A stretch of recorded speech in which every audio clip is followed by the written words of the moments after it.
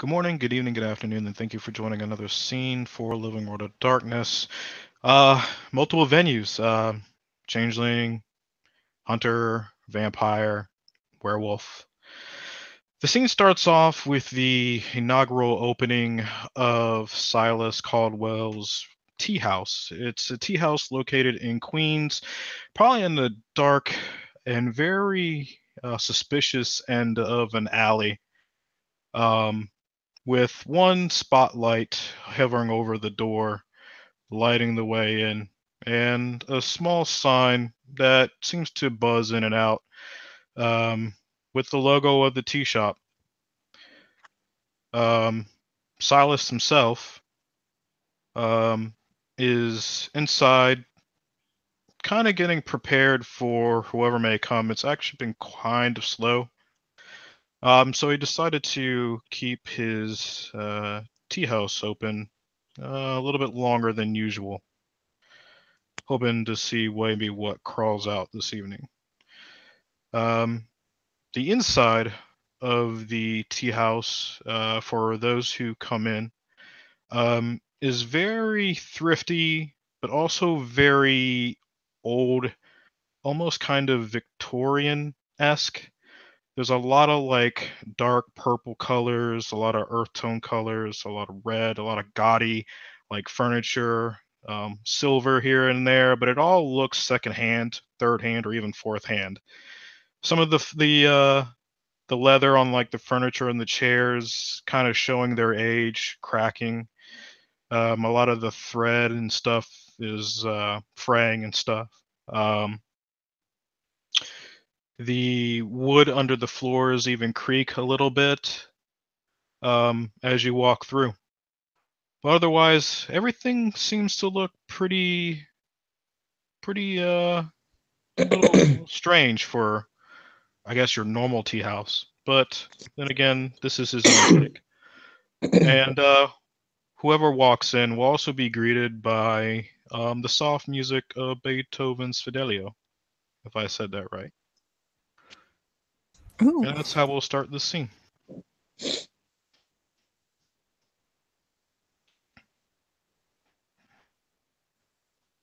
Oh, I just realized Nelson can't see side chat. No, I can't see side chat. Shame on What's you. up on side chat? I was going to ask whether you wanted to have Rebecca and Shea coming in together, Yeah, they can walk in together. but maybe there's a vampire invited too?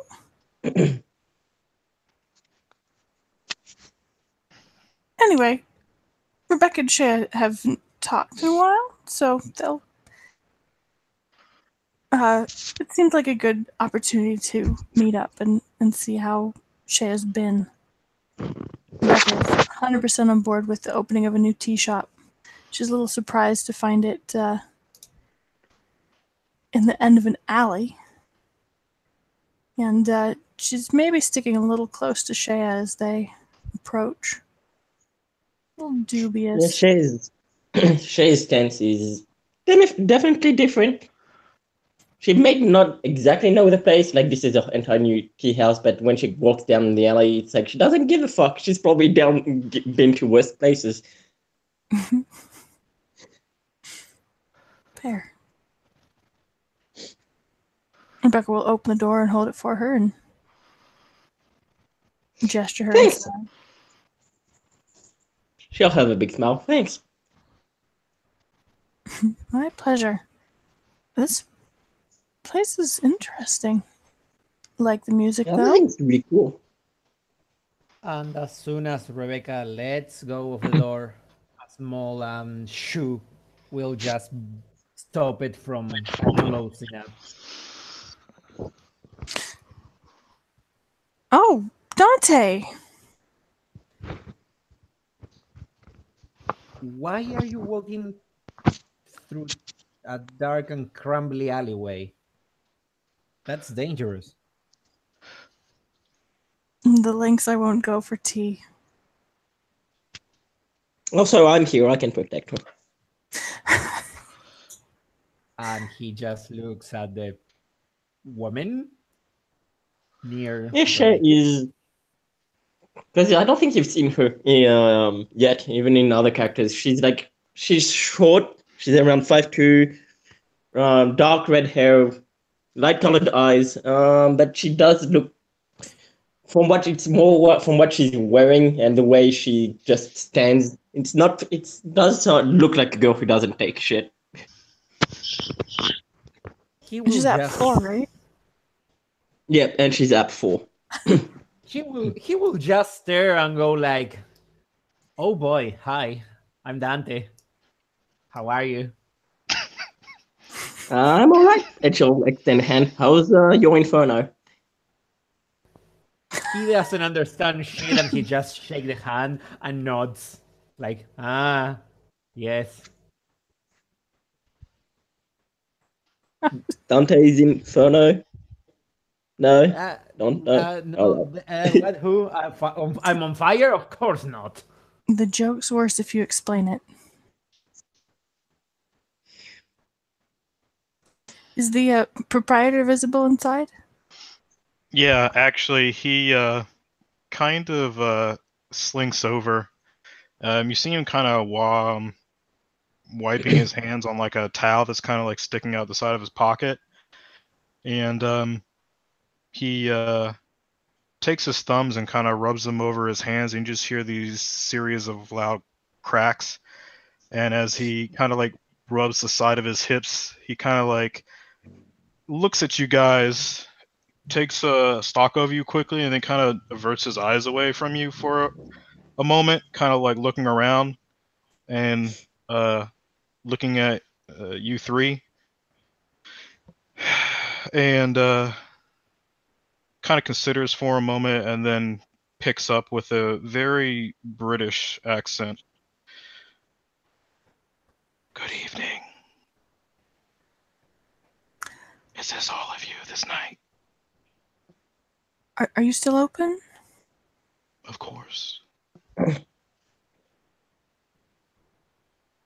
Please come in. Rebecca smiles. She summons a friendly smile. Like, that's not weird. That's fine. This is fine. This is fine. There's a vampire and a thing with teeth. And this guy now.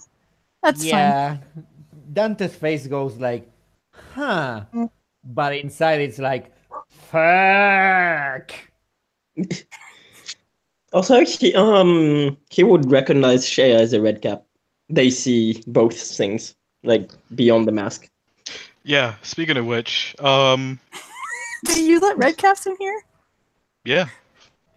Fuck it. It's creepy Um, time. So Shea would see basically a man that looks like this, just with small beady eyes.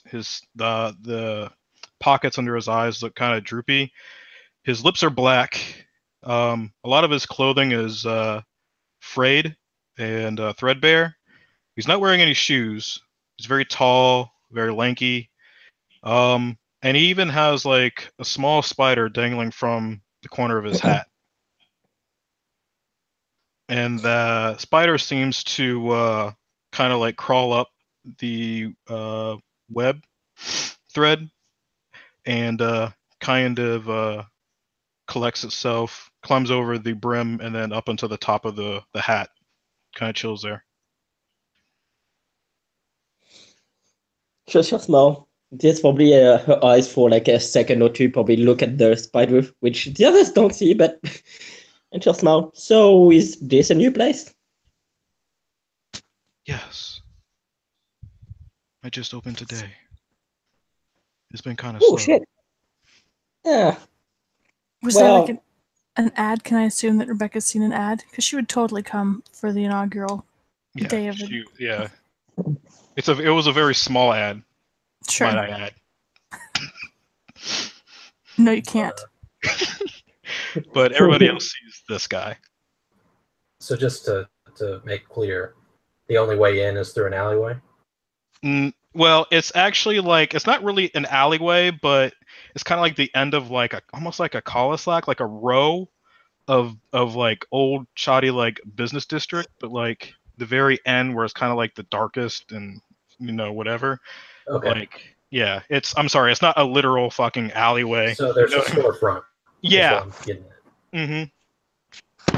But the windows and stuff and everything are blocked by like really ratty curtains and a lot of like velvety fabric and shit. That's dangerous. God, here comes the keep inspector.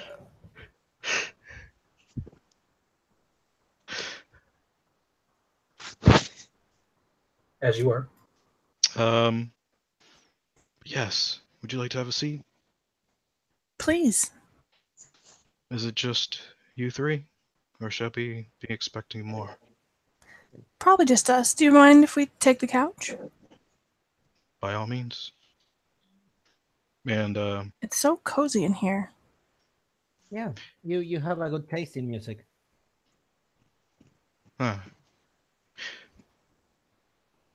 Shit, my thing's coming into play. Well, I appreciate the compliments, but it was not my idea. I had some ideas from friends. Well, ideas that I stole from home, but either way, come inside. And he'll walk them over to the couch and let them kind of arrange themselves. And he kind of just brings his hands behind his back and just kind of looks away, letting them settle. And once they do, he will bring his hands, kind of clutch them in front of them, and just look at them with a very soft smile. Does everybody know what they will be having to drink this evening? Do you have a menu? I understand that you have what was the word you used?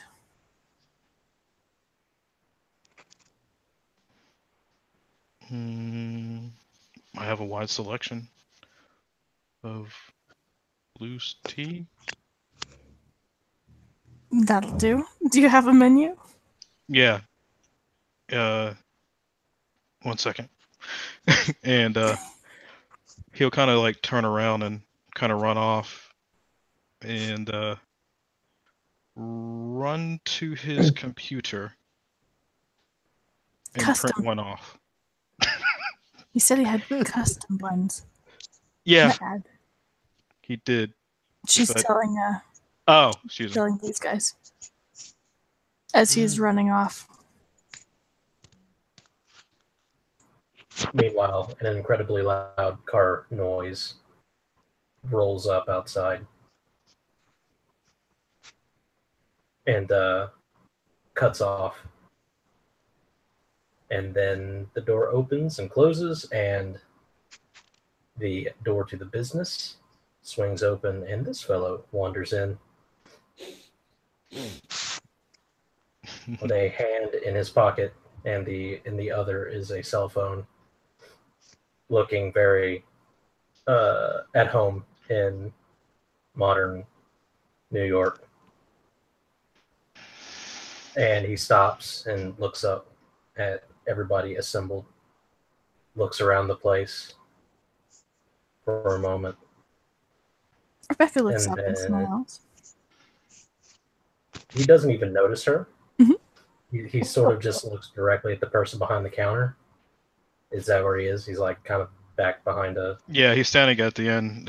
He seems to be standing like right next to like a very small, like little, I guess, portable little printer thing. Mhm. And kind of just rips out a sheet and runs, kind of like slowly walks over to you with the paper at his side. Good evening. Do you own this place?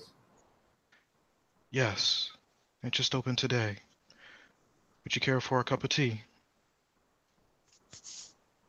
He looks kind of at him and then down at the the menu and goes, "My goodness, this is this is some hot topic shit right here." My God. Hmm. Sure, let me see the menu. Let me look at it. Let me help you find a seat first, and I'll come right back to you. I am a big boy. I can find my own seat. Thank you. You do not need to worry yourself. The menu will do. Please, I He insist. hands him the menu, goes back to, runs back to the printer and prints out another one. So Gerard just takes it and sort of like wanders over to where everybody else is sitting, looks at everyone gathered, and goes, "Oh, hello. How are all of you tonight?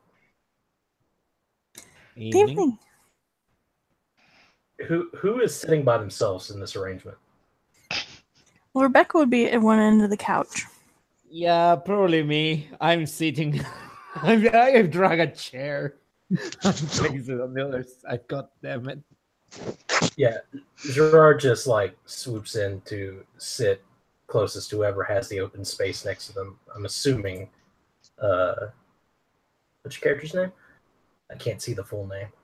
No, he goes by Dante, so don't You vampire shit. You. My face, yes.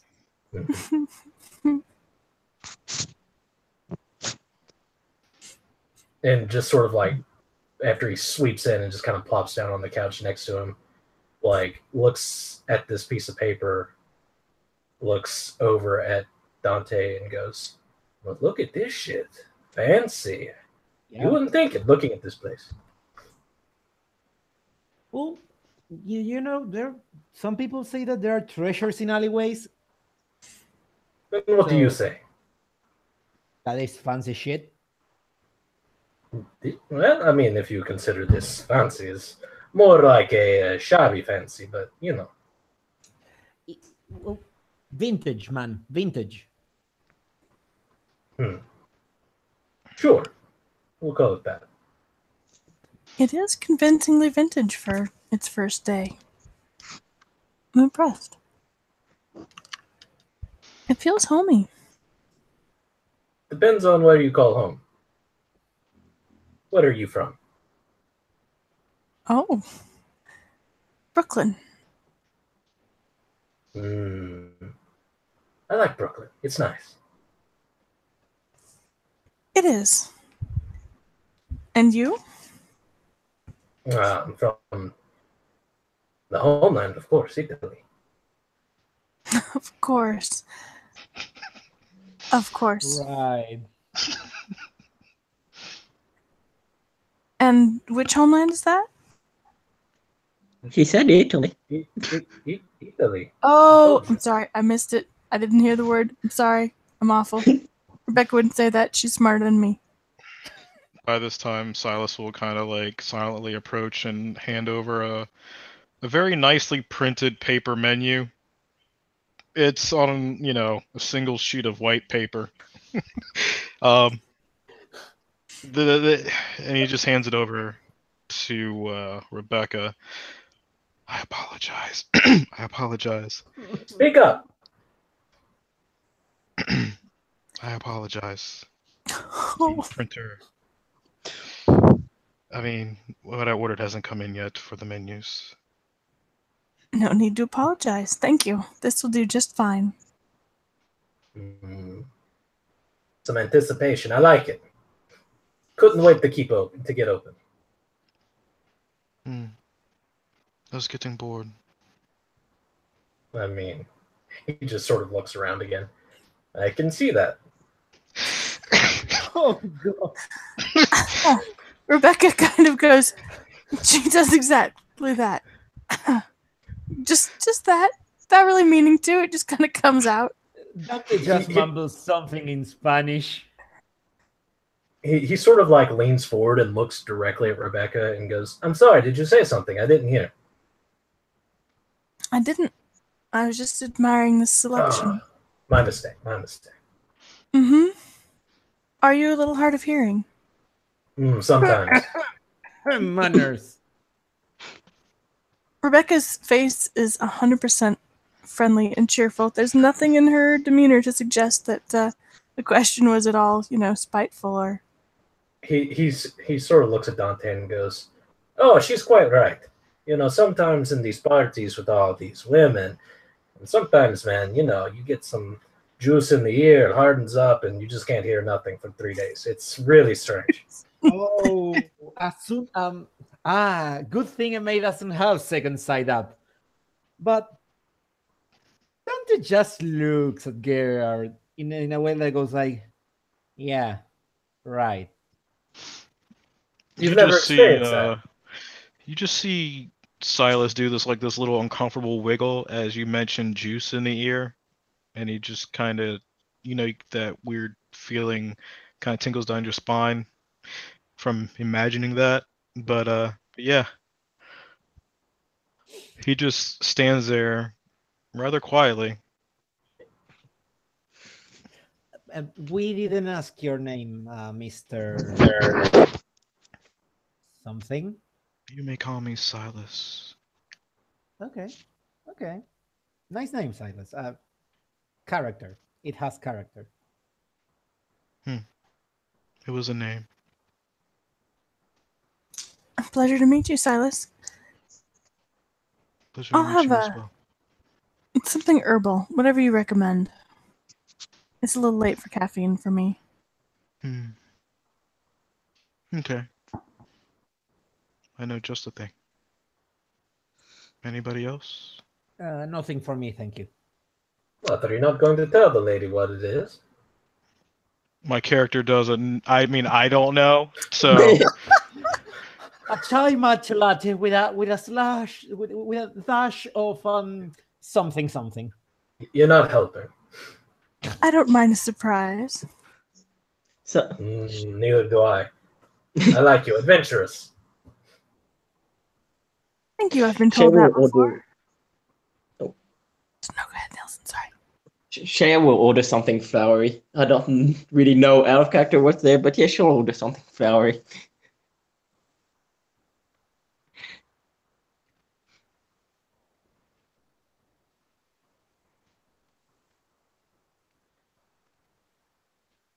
as you wish. He looks to Dante. And you, sir? Black tea. Straight black. Oh, bold. As opposed to gay back? I mean, what? Honestly, I wouldn't have expected that from you. You don't look like the bold type. That's not an issue. It could be a good thing. Surprises. Not as surprising as the lady, though. Oh, she's Look quite how something. adventurous she is. Well, Mr. Silas, you can go do your thing. I'm going to look at this a little while longer. I've been running my mouth and not really looking. He just gives a small nod and turns and shuffles over to behind the counter. Nelson, remind me what Shaya's other name is. Salome. Thank you. Sorry, I'm an idiot. That's alright. It's not the easiest name to remember when you don't know it. I'm bad with names. Before Rebecca asks Salome how she is doing, she's going to lean forward and nope, he's reading the menu. Just kidding. She's just going to calm her tits. Wait for the tea.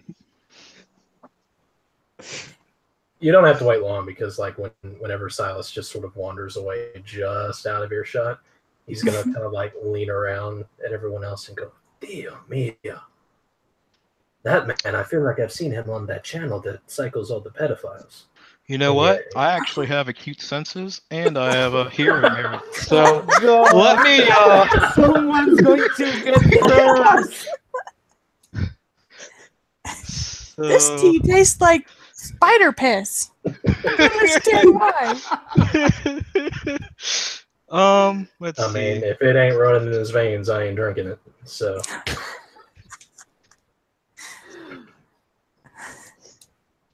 What is that? Perception? What? Alertness. Damn, really? Mhm. Yeah. In Changeling 20, Sluagh still have a -2 on every difficulty to perception. -1. Okay. Oh boy, he's going to But- hear everything. Yeah, he hears all of that because my diff is like 3. So, I mean, isn't it contested? oh, I guess. I mean, like, what's the difficulty, right? I don't know. I just went with standard 6. Is it contested? I don't know. I don't think it's contested because you actually aren't trying to like hide it from him. You just. I mean, yes, say he is. He's That's fair. being. I mean, that's why he's whispering. Oh, I thought Yeah. that he said Well, it. I'm not He yelling just at went him. away and go like, okay, that's a pedophile, right? Yeah, I'm not yelling it across the room at him. Well, I guess just roll subterfuge, something. Manip subterfuge seems good. Yeah, that probably. seems good. Sure. Let's see. Where are we at? Robbie, you want to come in while he's rolling? Just in time to hear, or to provide a nice distraction. And, Sure. Smell the vampires. Are there bells on the door? No. No. Oh god. It just lets out the soft scream of the dam. Yeah. Ding, ding. Ah! Probably. It screeches when it opens. That's enough. Right. So yeah, Sam will be adventurous with this kind of ad in his hand. A lot of them pass through his hands, and yeah, he pushes the door open with a bit of curious, adventurous wonder, and sees some familiar faces, and heavily considers walking out as he pauses for a moment, and he realizes he's in too deep, and closes the door behind him. Just kind of quietly. I'm sorry, go ahead. Oh, I was about to say, did he just fucking leave? Like, did he open a door and leave? Sorry. My bad. Go ahead. No. He realized it was too late. But yeah, he'll step in, try to quietly close the door behind him, and slip into the seat nearest the door and try to act small. Silas will wave him over as you see him kind of messing with a lot of like hot water and scooping out loose leaf tea and all this shit. But he definitely waves him over rather, I wouldn't say excitedly, but definitely in a more welcoming kind of like, with a almost like a small sense of urgency. Like he's busy, you know, but still wants you to come over. Aww. Sam just dies a little inside. Why? Yeah. And he puts his fingertips on the tabletop and pushes himself to his feet again, very quietly, and this kind of focuses his gaze on the man he does not know yet is Silas, and just casually walks over. Thinks natural thoughts. Yeah. You hear the strained voice or a strained British accent as he whispers at you over Beethoven's Fidelio. He just says, "Good evening. Oh. I'm helping some other customers, but feel free to take a seat wherever you please." Thank you. I saw the ad, and Are you whispering back at him? yeah, he does. Yeah, he does. I will just Dante will just stare at this exchange and go like, really? I'm telling you. While they're whispering, Rebecca has meanwhile, like, she probably looked up and like started to smile to see Sam, like, oh hey, that guy, and then she heard Gerard, And she like drops her voice and says, "Well, that seems rude," to Gerard. And then they start whispering at each other. And Oh, well, don't worry, you can't hear me.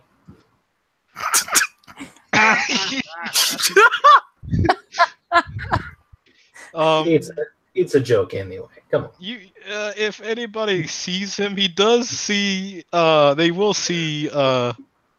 Silas actually look at Gerard, or at least the group, several times as he's like doing this, or he's fixing the tea.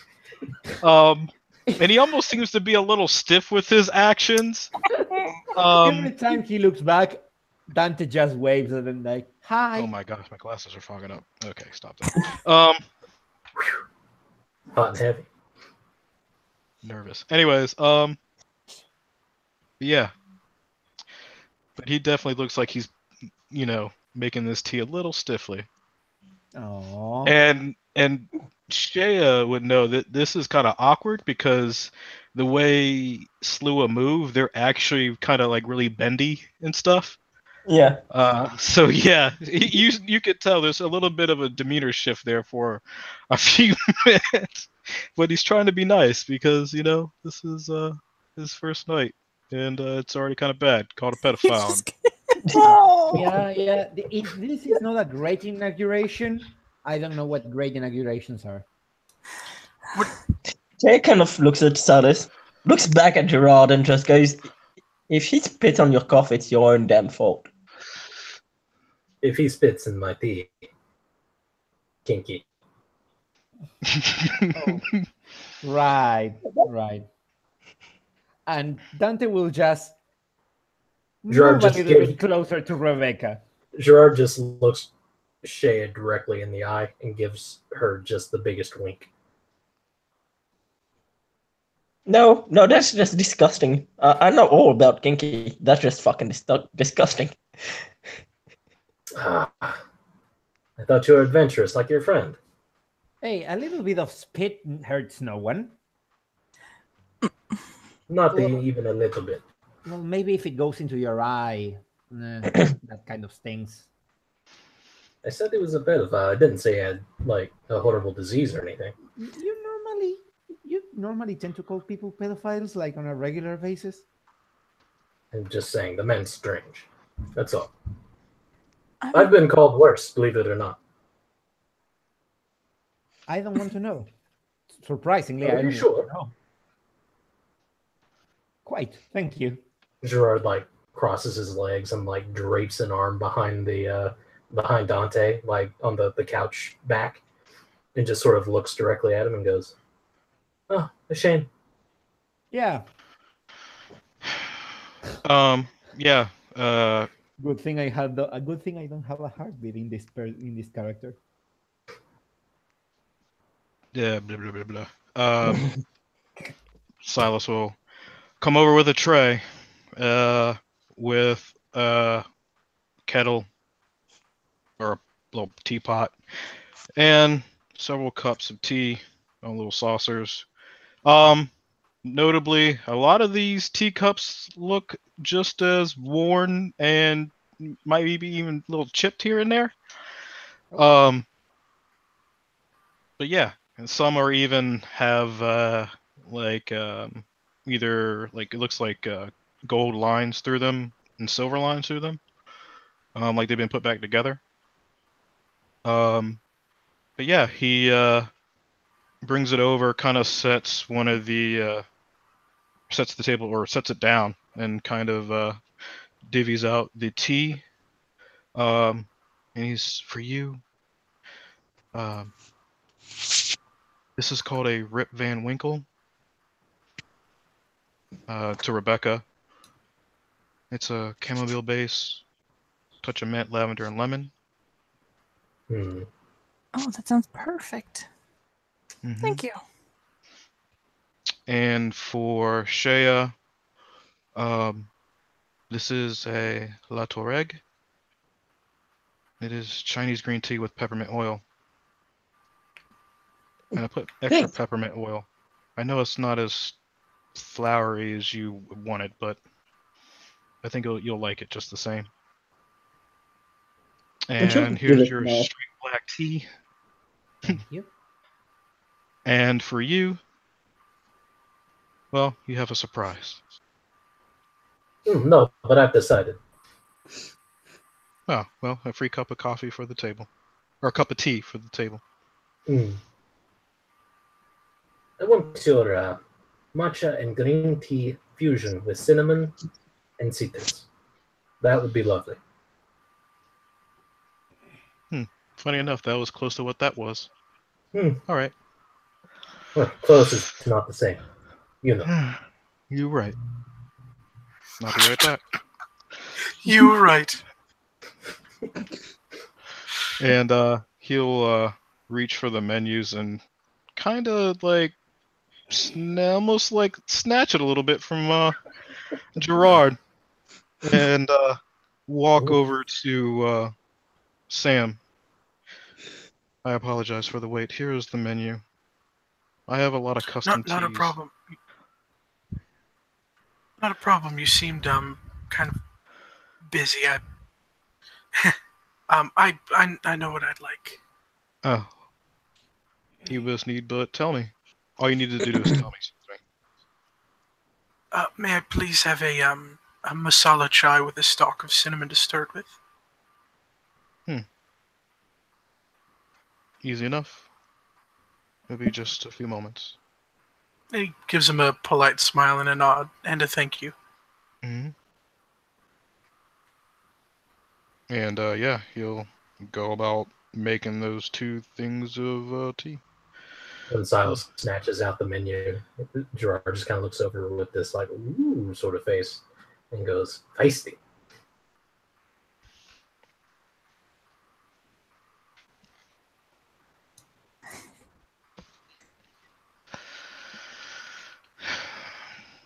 Rebecca's gonna eyeball Gerard for a moment, and then she'll lean forward and offer him a hand.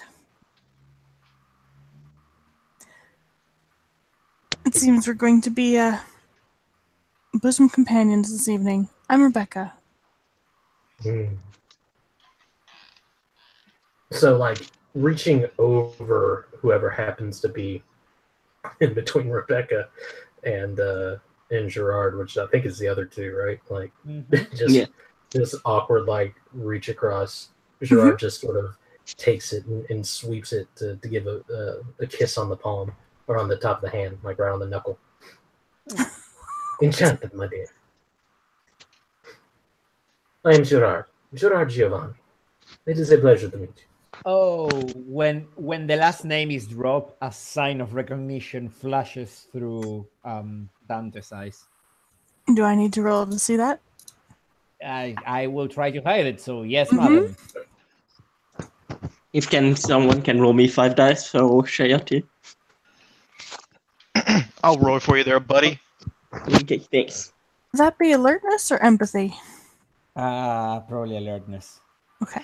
It's not actually an Anything, you got emotion. one It's just success. recognition at the moment. Okay. Unless the difficulty is like Oh shit! 4. Anything beats me, actually. Anything. So Gerard and Rebecca both notice.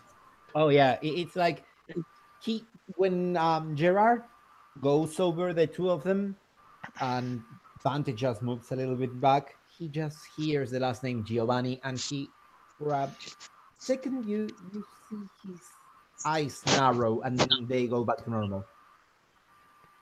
Gerard and Rebecca just probably like eyeball at the same time over in the same direction. And then Gerard just like releases her hand and like just awkwardly kind of still in his space reaches up and like strokes his chin and goes, "Oh, I'm very well known. No need to act so surprised." Is Gerard's hand cold? I'm sure. Okay. Oh. Just checking.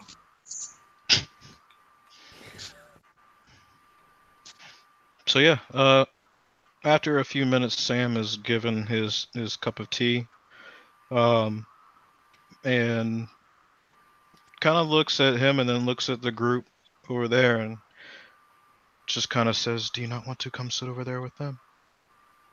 Yeah, I know you may not know them, but they could be potential friends. Oh. Rebecca is, when she's not looking at these chuckle fucks, is doing the kind of like trying to catch Sam's eye and smile kind of thing, like hey, hey, without actually saying anything. And when Silas points it out, he'll kind of have a bit of a dumbfounded look on his face. It's very cartoony as he has large eyes. His expression just kind of drops towards his lips are kind of small and barely parted. And his eyes like kind of flick over there from him back to them as he accepts his tea and just kind of realizes there's no escape now. And it slowly a polite smile creeps across his face and he says, Sure. Oh, that's it. Don't be shy. Come on. Come. Have a seat. And Silas just kind of holds the tray with the single cup of tea on it, and he kind of just holds his hand behind his back. Again, just you hear this cracking sound, and then as I guess assume Sam gets up, he kind of just gives him a small like pat on the back, and just follows him over, and kind of leans next to Gerard and holds out the tray and serves him the drink that he or the tea that he had asked for. Yeah. Silas, wouldn't you like to join us? Oh, you cut me off at the head of the pass. I was going to make me some tea and join in if you would have me. Oh yeah, sure. The more the merrier. Please. And he just gives like Sam. the smallest of smiles and turns and goes back behind the counter again. And when Silas is like from what Dante think it's away, so he cannot hear him, he just turns to Gerard and goes like, "And don't call him pedophile. That's blatantly rude." No. Did you say that in front of Sam? No, that. I know you heard everything. You hear him drop the fucking tray when you say that. And he just looks and go like, "Are you okay, Silas?" And you just see him. You just see the, like what looks like a head bob of yes, as he kind of like squirms like all over the floor trying to collect the tray. Yeah, Dante, no. Dante Sam. Yeah.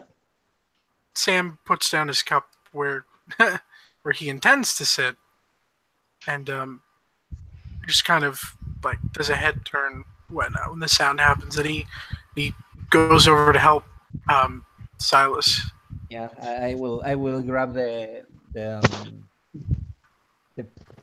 name of English. It's hard. Sorry.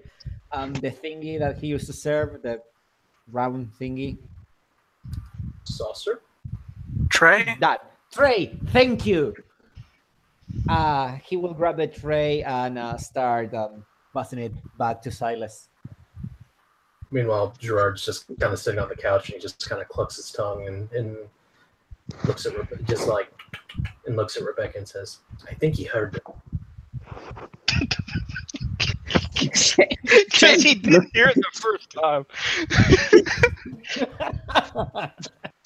Shane just looks at Silas like, you know when your friends are like being drunk idiots to your waiter, and you just look at the waiter like, holy shit, I'm sorry. Yeah, he's giving Silas that look.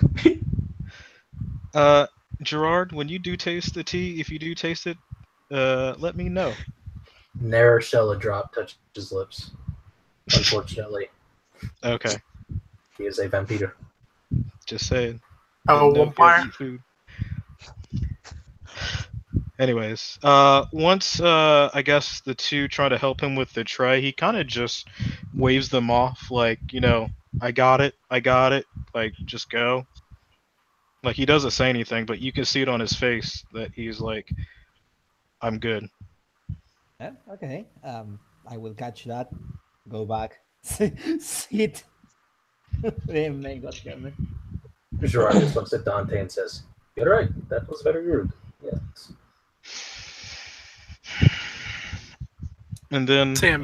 once he stands up again, I'm sorry, and he kind of like sets the tray on the counter. You see him kind of ball his fists together and crack them both again very loudly.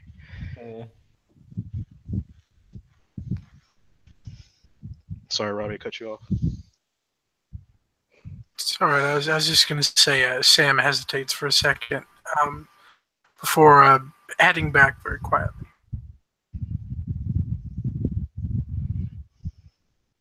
He's like heading away from the gathering to like his own little secluded chair. No, he's already put his cup down where he had intended to sit, and he's going back to that spot. Okay, cool.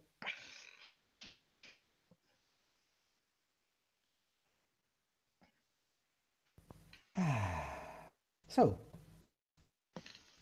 anyone has something interesting to tell?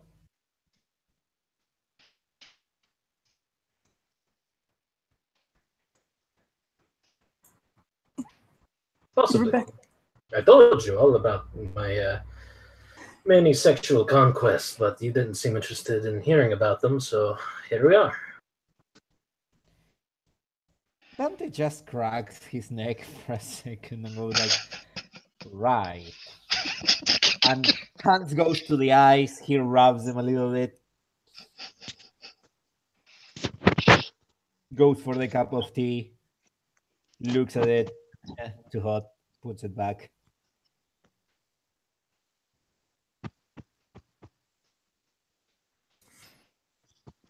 Rebecca is tasting her own tea and finding it perfect. But she is going to lean over and ask Shea, can I try a sip of yours? Yeah, sure. I shall actually hand the cup to her. Gerard points as they're swapping cups and says, "See, it's really no different if someone spit in my tea than that right there." I didn't spit in it. Salome didn't spit in hers. It's different. It's different. I mean, you can tell yourself whatever you want, but let's be serious. Please leave me my illusions. How many illusions do you have, I wonder? Do you mean interesting ones or just in general?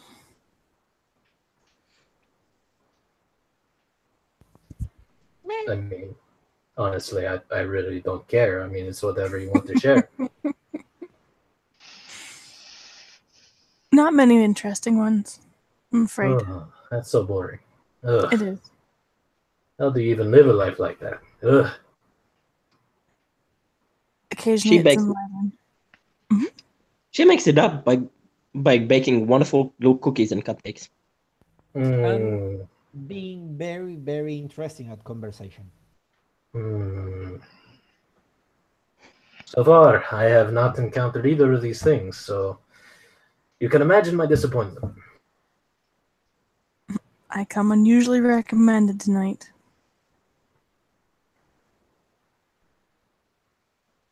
I mean, everyone likes to have their dick sucked, metaphorically speaking. Makes them feel special. It's good. It's good. When he says everyone likes to have their dicks out, metaphorically speaking, Rebecca's perfect aplomb just kind of freezes for a second. And again, the hands go back to the face. Is that not the saying here in America? Don't tell me they're still saying South America. Don't tell me they're still going with that toot your horn thing. That's boring. You're like mine better. I'm going to use it anyway. Fuck. Well, you're certainly a spirited young man. Mm. What are you having, Sam? And Sam, who's been pretty much just keeping his eyes on his drink, chuckling every once in a while, just under his breath, very quietly, when Gerard speaks, or when he says anything like particularly vulgar or amusing. He's been just stirring his drink with his stalk of cinnamon, and he looks up when he hears his name with a bit of surprise, and puts on his best smile again and says, "It's a masala chai with cinnamon." I have 2 successes on a P&E. Oh, I should manip up. Okay. What is perception empathy? What? I went the Gerard route on this. Oh no. One more time, can you tell me what that is you're drinking? Didn't get it the first time. I apologize. No, Okay. Defender wins.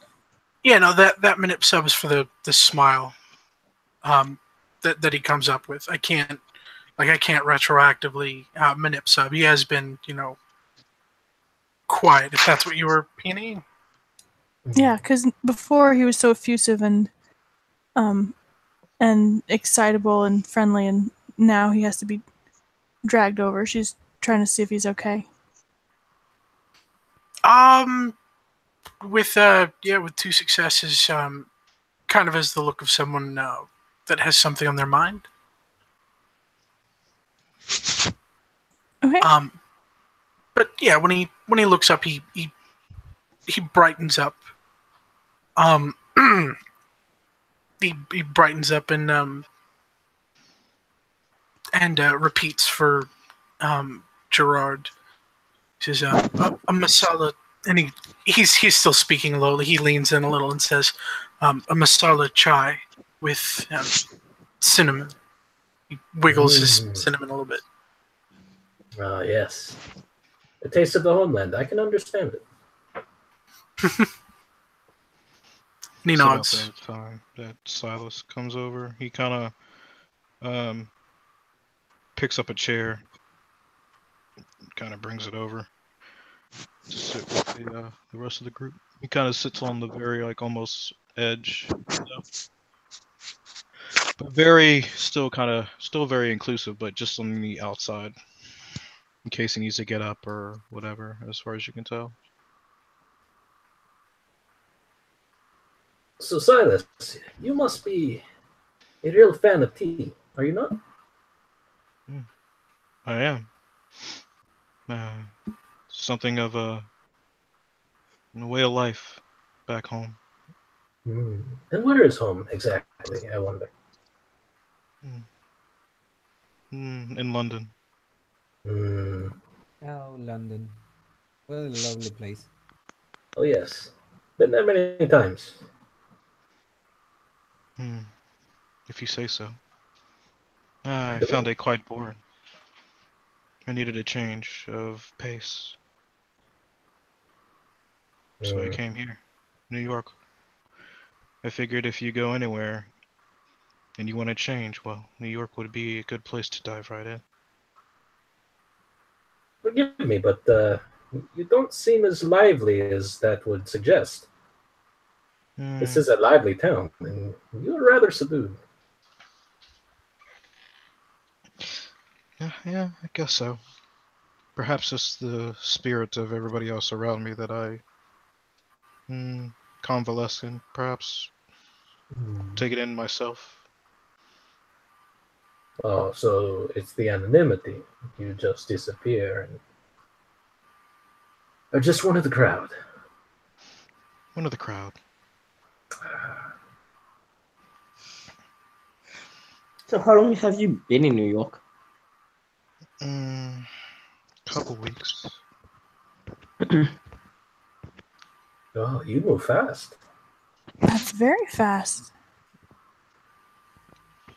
Well, I've saved up enough to get a loan and pay for my necessities to come over across the water. You're someone who knows what he wants and goes and does it, then that's For the most unusually part. so. For the most part, yes. Imagine the libido on this guy, huh?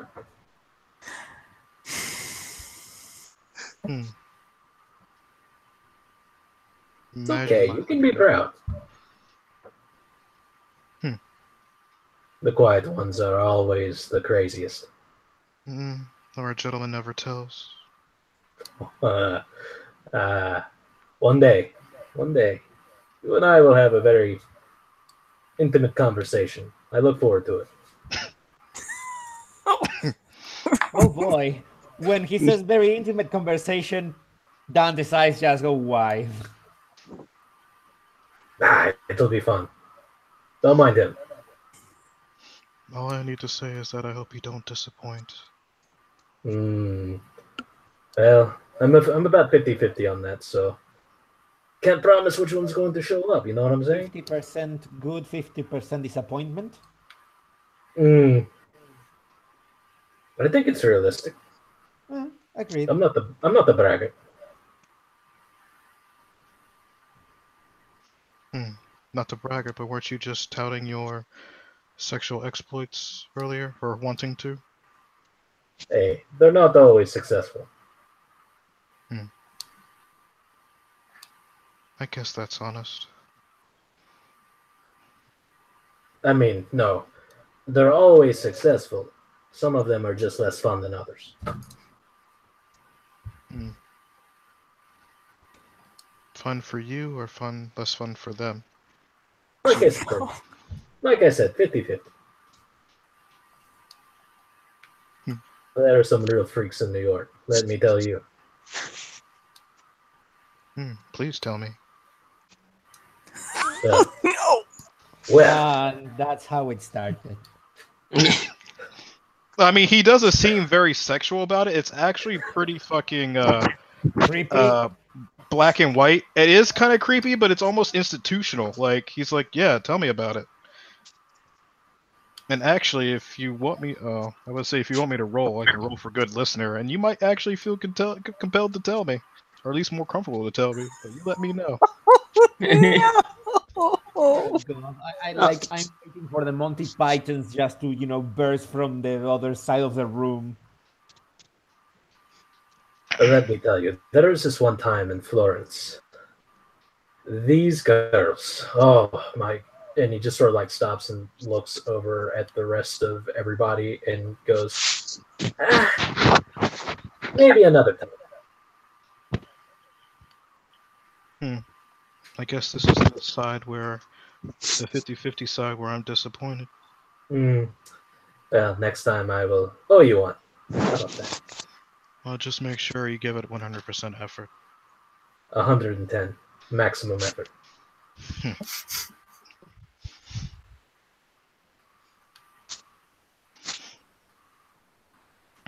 And what do you all? What of you? Are you guys from New York as well? No, I'm actually from Mexico. I'm also from a couple of weeks just existing in New York. Just existing is no way to live. I like existing. I said just existing. Like, you can exist and do other shit. I like just existing because if I exist too much, things start burning. Burning? He says, taking a sip of tea, looking at you, rather interested. Yeah, Sam looks up from his cup. Metaphorically or literally? He looks at Rebecca and go like, what would you say, Rebecca? Metaphorically or like literally? I would absolutely say metaphorically. That's my answer. That is the best thing to say. As my lawyer here is pointing, I will declare myself not guilty of arson. Oh, she's your lawyer. No. Metaphorically speaking. I don't think you know what that word means. Probably not. He just smiles. Rebecca does exactly what she's doing in the picture and just kind of scratches the back of her head. So sus. So There's do been a you? lot of people talking in fucking metaphors tonight. Oh no, there is nothing metaphorical about what I say. I mean, you did talk about metaphorically getting our dick sucked. That was just politeness. He might have that done later. You know. The just- night is just young. kinda fancy.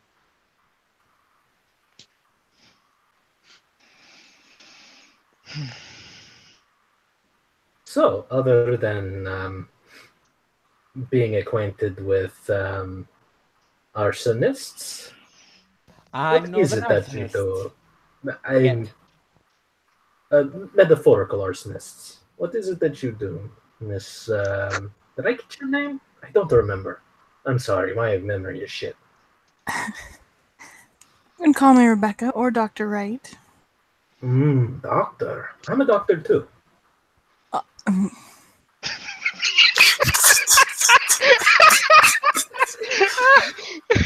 Are you? I am. I'm just gonna roll the nut and look just evolved. I just love that was recorded. Yep. I would have rolled perception on Rebecca. Oh, I'm 5 successes. A doctor's fine. Cheerful, friendly. What sort of doctor are you? well, I'm sure that it will be a big relief for you to know that I am not in the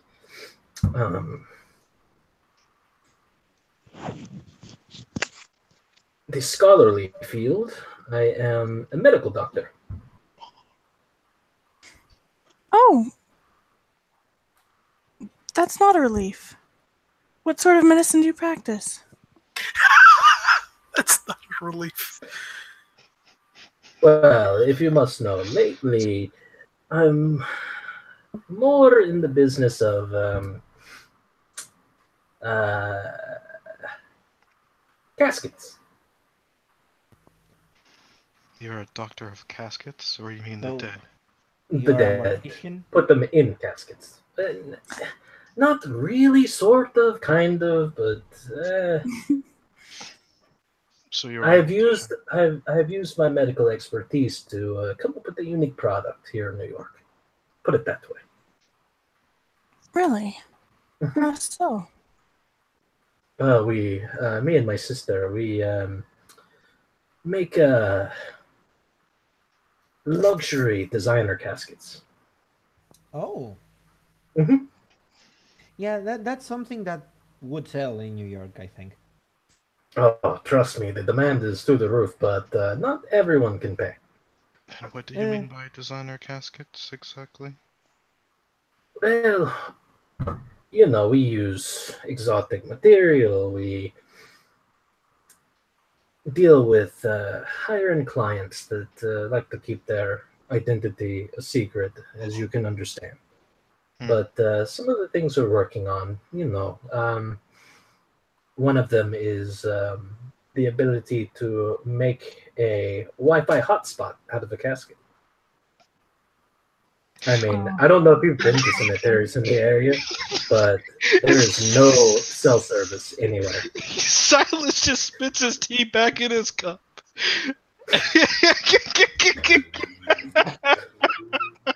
This is actually the first time I'm hearing Vaughn laughing so happily. It is majestic, is it not? It is beautiful.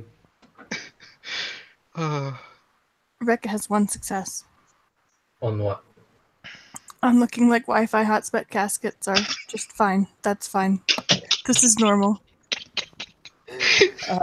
Dante will just shake his head and go, the blessings and the curses of capitalism. No. Salome doesn't put an effort into hiding it. She just has that what the fuck look on her face. And they go for that, honestly? You would be surprised. Actually, one of our best sellers is, for as far as features and upgrades is an alarm in case someone like tries to, you know, dig somebody up. It makes a horrid screech, and you know, people that like to do weird things, they don't like to be caught in that act. So That is actually kind of amazing. I mean, we thought so. We felt like there was a great deal of creativity in the field, and not many people were doing something like that. So I mean, wow, like I've never heard anybody say ever that they wanted Wi-Fi in a cemetery. well, clearly you have not been to many cemeteries. I don't know about you, roaming every time. I've been to quite a few cemeteries, actually. Oh, have you? I'm a bit of an explorer. Oh, I thought that you were going to talk about like a lot of tragedy in your family or something. No, none of that. You- I've actually had a good life. You're just like the atmosphere. Yes. Ah, understandable. Understandable. Gerard just sort of like turns and looks at the rest of everybody. What? Dante doesn't look surprised. So we have a casket dealer who's also a doctor. We have a metaphysical arsonist. What have you? Metaphorical. That's the Yeah, one you're excuse looking me. for. Metaphorical. Sorry, messed with the player, Matt. Arsonist, just let me call myself very passionate rebel rouser. So you're an anarchist and an arsonist. I'm not an arsonist. An anarchism is very complicated to define it over tea. I need quite a few beers to define anarchism. May I ask you a favor? What is your name, by the way? Dante, Dante. If you decide to start any fires, I literal or I won't burn your shop. I promise. I mean, that's really good because look at this place. It would go up immediately. This It- place is sort of a fire hazard. he just smiles at that. It is. I mean, if he was going to do it, do you think he would tell you? I mean, I do. And Dante has been an extremely straightforward sort of man. yeah, kinda. kind of. I like the ambiguity. Directly contradicting your friend. What about you? And he points to Sam. And yeah, he'll put his smile back on and say, "Oh, I'm a writer. I write for the New York Times." Oh, fancy. What kind of, like, you have like your own column? Precisely that. Yes. I write about healthier tips for living and ways to minimize our effect on the environment, like the kind of stuff like I always say this: not leaving the water running while you're brushing your teeth. That kind of thing. Man, you must find this place highly offensive to your sensibilities. Not at all. Everything I've seen so far has been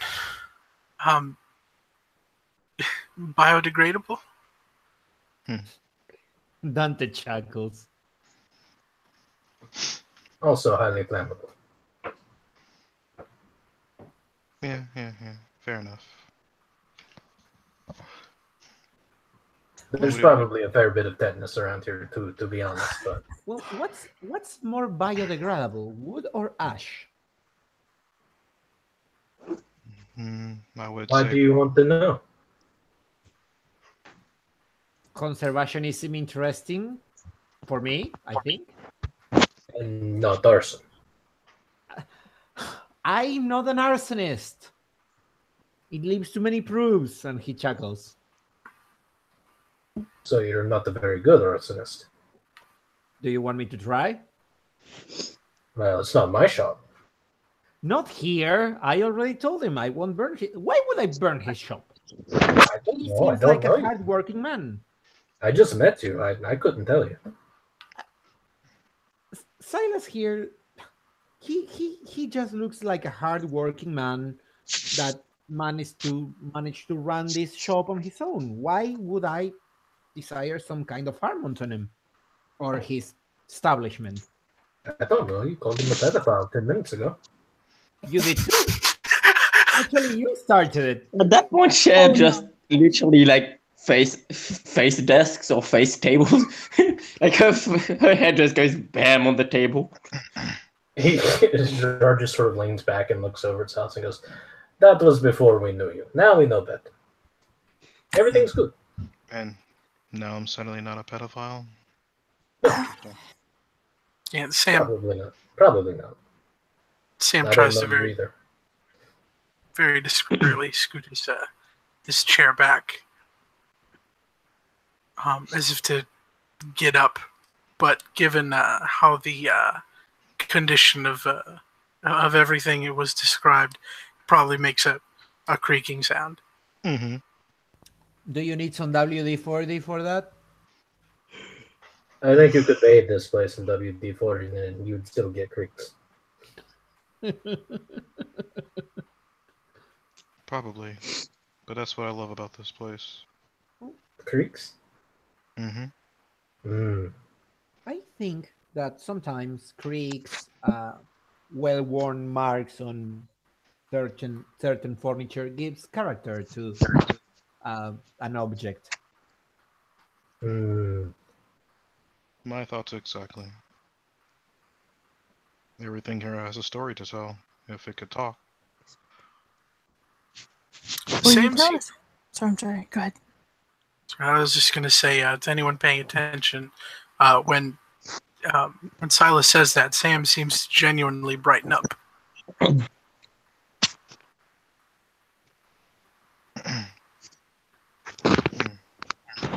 And what of you, Dr. Wright?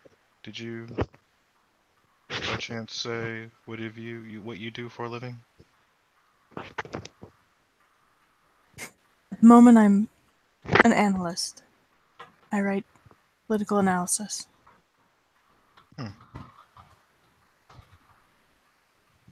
For anything in particular, or just freelance? Yes. Freelance is the best way to describe it.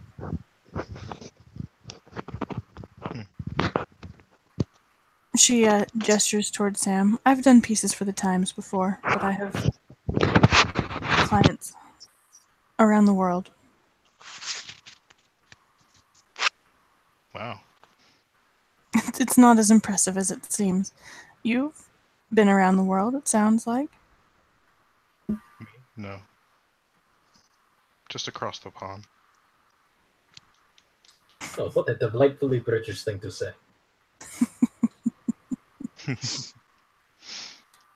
But no, I do find that interesting. Do you have like a website or anything? No? What? She's going to dig into her purse, glancing up at Gerard as she pulls out a business card. No, I don't have a website. A blog? I'm not. No, I'm a bit old-fashioned, I suppose. That sounds like a shitty way to live, but It pays the bills. I And mean, she'll hand Silas the business card. I'm sure Not it all of does. us can. Not all of us can sell, Wi-Fi hotspots, coffins. I mean, I would say that pays the bill, but really and truly, Some of us live on principle and some on innovation. What's wrong with that? Nothing wrong with innovation when it has a good cause to be innovative, and it's not innovation for innovation's sake. Nelson, your phone is sliding on things. Sorry. Sorry about that. No worries. I wonder what And you mean, innovation for innovation's sake. It's very related to the anarchism topic that we touched earlier tonight. I would need 5 or 6 beers to explain it correctly. Well, what do you have on tap, Silas?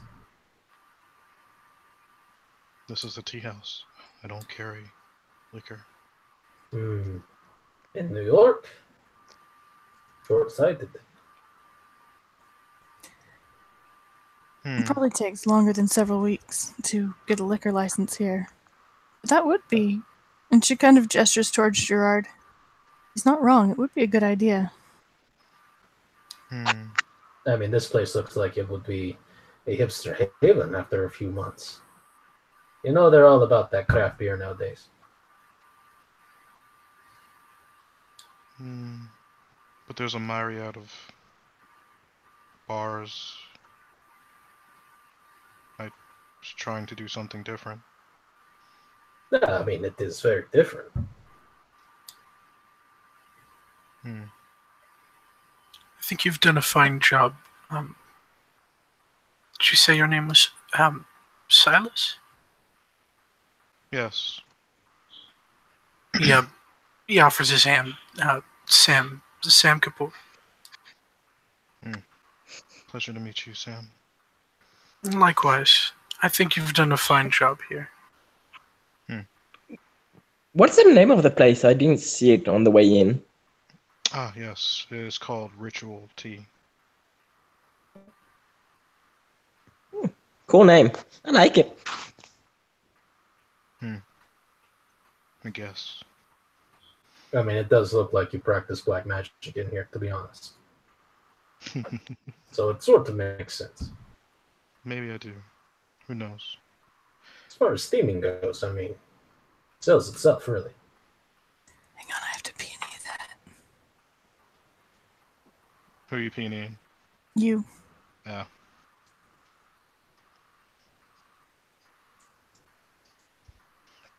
It's about Your to successes. see who's more peony worthy in this scene. What?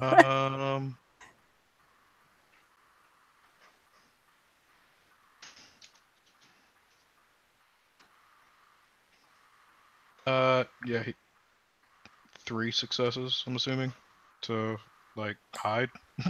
Yeah, no, that's fair. Yep, she gets nothing off of him. But yeah, did Rebecca say something to him? No, she just looked up when Okay. he said he might practice black magic. Yeah, if anything, he just looks amused at the comment. If that's if anything, I'll give you that. Yeah. And he points to, I guess Nelson's Shea. I mean, I don't know her other name. And what have you?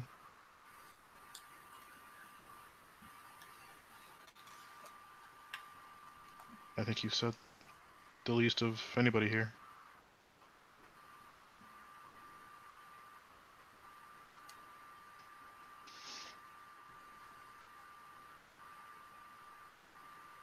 You're muted, Nelson. Oh, sorry. Yeah. Oh, you see, I didn't hear what you said. What about you? What do you do for a living? I'm an exotic dancer / stripper. Oh, do tell. Just Right. small. Well, I have a job as a stripper at the Gorgon Sisters, and a job as just an literal exotic dancer. I don't take my clothes off, but I dance and shake my booty at the Vixen. That sounds much more boring. What is this Gorgon place? Just small, and she'll give the address. Okay, sounds interesting. Different. It's different, though. It's a kind of and she'll think spooky or horror themed We're all So- dressed as vampires and, well, sexy, demons and stuff. It's weird. Mm, I like it. that sounds Not for perfect. everybody, but No, that's right up my alley. Trust me. Really? Vampire? Who find that sexy? she doesn't know she's talking to a Giovanni. And you mentioned another place, so Vixen. Vexen, yeah, it's still fun to be there. And the boss is really cool. Boss has become kind of a friend. So, and she'll Cool. smile.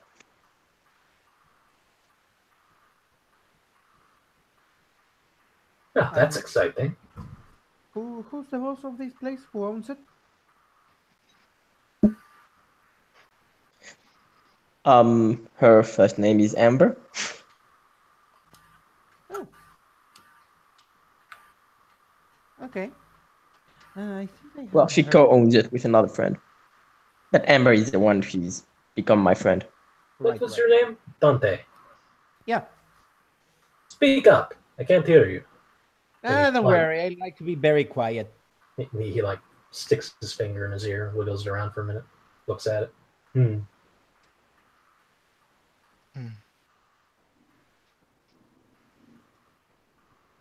Well, that is quite interesting. You certainly have the looks for it. Forward. Thanks. She's very talented. Is she? Have you been there? I'm afraid not. I haven't had the chance to see. Oh, And she glances towards Shea. then I haven't you had the had a chance to private see- dance. Yeah, that dance is on the side. Oh my goodness.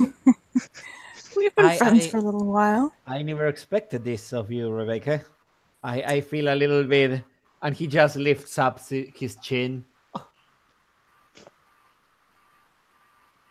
A little hot under the collar. Probably. Well, I'm terribly sorry to make you uncomfortable, but Unfortunately, I am not uncomfortable. So, you needn't worry or ever apologize for that. Ever. Like ever. well, thank you. That's very generous of you. I like to get it out ahead of everything. Up front. No secrets.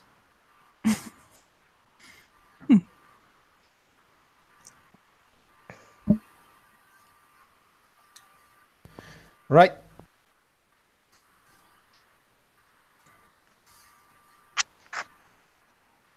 Well, Silas, you said that everything here has a story. Would you be willing to share one or two of them? Oh, yeah, story time with Uncle Silas. These cups are beautiful.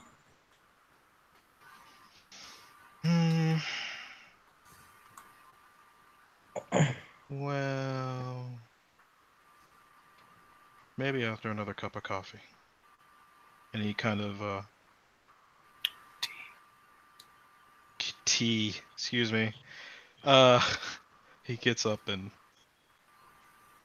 scurries over to pour himself another cup.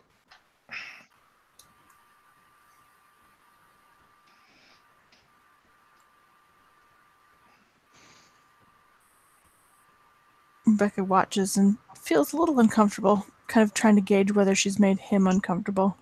Should I roll for it? Does he look uncomfortable? A little bit, yeah. I'll just give it to you, because he doesn't have much to hide it. Okay. In that case, she looks guilty. Way to make it awkward. Jeez. Yep. When Dante backs up Gerard on that one, Rebecca gives him a look like, oh, come on. He just chuckles. Next time I'll know better. My mistake. I will be hoping for the next time. I will be waiting, sorry, for the next time. English is hard for me. Too little words, too many meanings. You're waiting for me to redeem myself? Either yourself or your language. Both of them are welcome. Yeah, that's quite a demand. I don't envy you, Dr. Wright. It's good to have something to strive for, I guess. Redemption is so important. Some of us cannot be saved. No? Oh, no. Oh, hell no. Yeah, Sam actually, having luckily been sitting a foot away from the table, as this conversation starts coming up, he actually sets his cup down and it gets up. Should I peony that? You're welcome to. If I can have 5 dice. I'll roll for you, buddy. 1 success. You get 1. It's alright. Yeah. Either it's the topic of conversation, perhaps it's because his cup is empty. He's gotten up and put on his best smile, which is not 100% convincing at this point in time. And he just says with this smile, if I may be excused, I've finished my tea. Gerard just sort of like sweeps up to his feet and holds out his hands and says, "No, don't go. We're only just starting."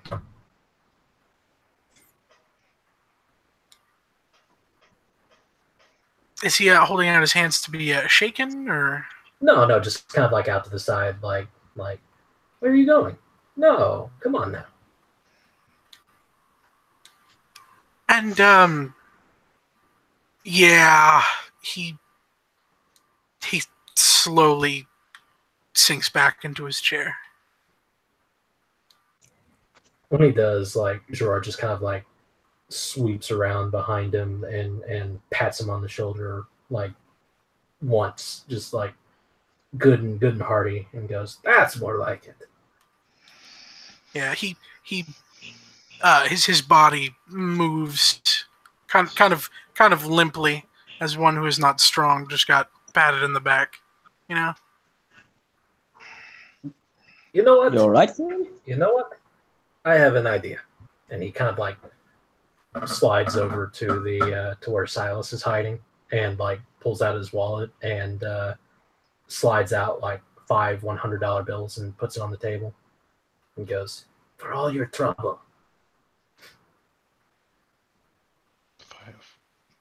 Excuse me? Oh. I'm paying for everyone. This is like 400 times what everything is worth. And he just takes his hand out and takes it really quickly. It's inflation. How obvious is this conversation? I mean, if Silas is left. You probably, Like, I don't know. He's whispering blocking. this whole time. Like, Uh-huh. I don't know. You would have to roll to hear him at least. Well, not only that, but like Gerard is probably like blocking the actual exchange of Okay. money. That's what I was between- wondering. Is Yeah. Mhm. Because I think the couch is on the opposite side of the counter. Yeah. Way on the other opposite side. Whenever Silas snatches the money, he like doesn't let it go, and so kind of catches Silas's hand with his other one and just pats it once and says, "I think your trouble is worth more than that." And he winks and lets it go. While this is happening, Dante will just go really close to Reka and whisper into her ear, "Be really careful." I'm gonna roll to try to hear that. I will roll to not you hearing that. Yeah, I'm gonna roll to hear that too. Yeah, me too. 5 dice. I'm sorry. I just have to roll because I have really good hearing. So If it gets too egregious, let me know. I get 1 success because every social interaction, because I have a defect, is difficulty 8 for me. There's got to be Fuck a me. difficulty for whispering, though. Well, everyone that gets more than 1 success gets it. Okay.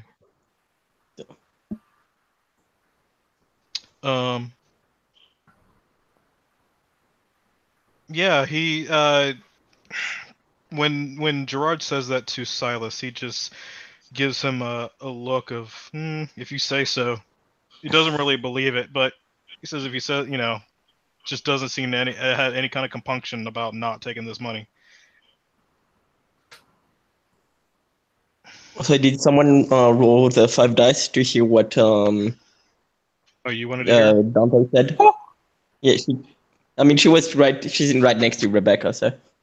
You got 2, I'm assuming. Okay. Thank you. Yeah. But yeah. Service is lovely. Are you leaving? No. Oh. Why? Are you? Did I make it awkward? And he kind of looks back at everybody else. He kind of just shrugs his shoulders and shakes his head. Aside from the pedophile comment, no. Yeah, that's what the tip's for. Ah. You've got thick skin. Aww. You'll be fine. Well, if you decide to call me any more names, well, if you're paying like this, I'll be glad to take them. Excellent. Oh, keep it to that. Man, Sam gives Silas such a look. Such a look. It's a look of, like, sympathy. Like, if I was feeling it, I'd give you a hug, man. I mean, he doesn't seem sad. Like, No. But Sam does. Sam does. Okay. But yeah, yeah. But Silas will come back with a kettle or a little, pot of tea, and refills Sam's cup and uses the pot stout little end, like the spout, to point at his pocket. There's a cinnamon stick in the shirt pocket. Yeah, at the gesture, Sam will reach over and take one, actually with a bit of a genuine smile. Mm-hmm. And then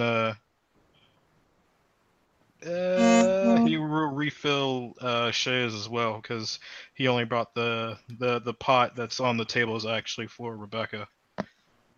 So. Aww. But yeah. And then he'll kind of mosey back over where he was behind the counter and come back with his own refreshed cup. Gerard will have taken his seat at that point. Rebecca's response to Dante's whispers just to reach over and pat him on the knee. She doesn't say anything. She looks like nothing has happened. He giggles. But she just pats him on the knee nicely. Ah, what did I miss? Nothing? Nothing. Okay. Nothing. So, tell me of New York. I have not had a chance to get acquainted yet, and wondering if anything interesting goes on. You all seem like a very interesting bunch. You all lead different lives. Anything I should get into, not get into? How much are you willing to spend on prostitutes? Considering I don't make much money, not that much. Don't spend in prostitutes. I can't help you then, unfortunately. There are a few good bars. I'm sorry. This is not the old country. Escorts. There you go. He shakes his head. There are a few good bars downtown.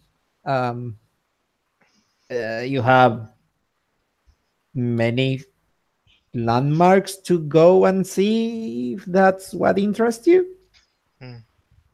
I was thinking about going to Central Park at night and take pictures. I've been told that's a bad idea. No, don't go there. What? Yeah, I was told that that's a very bad idea too.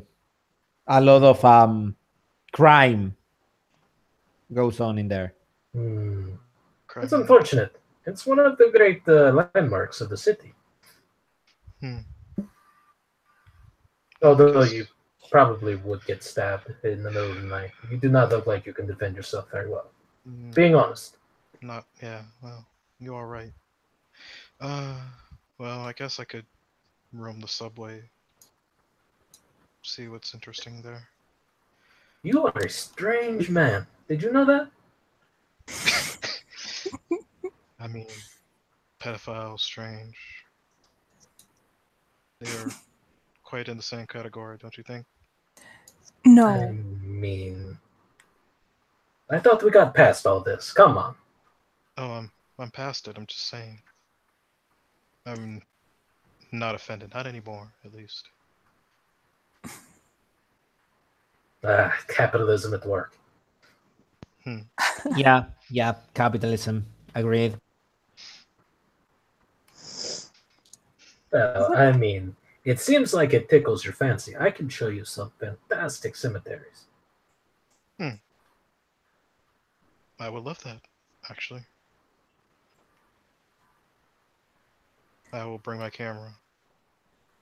Excellent. I want to hang some photos around the shop here. Of cemeteries. Well, just interesting places.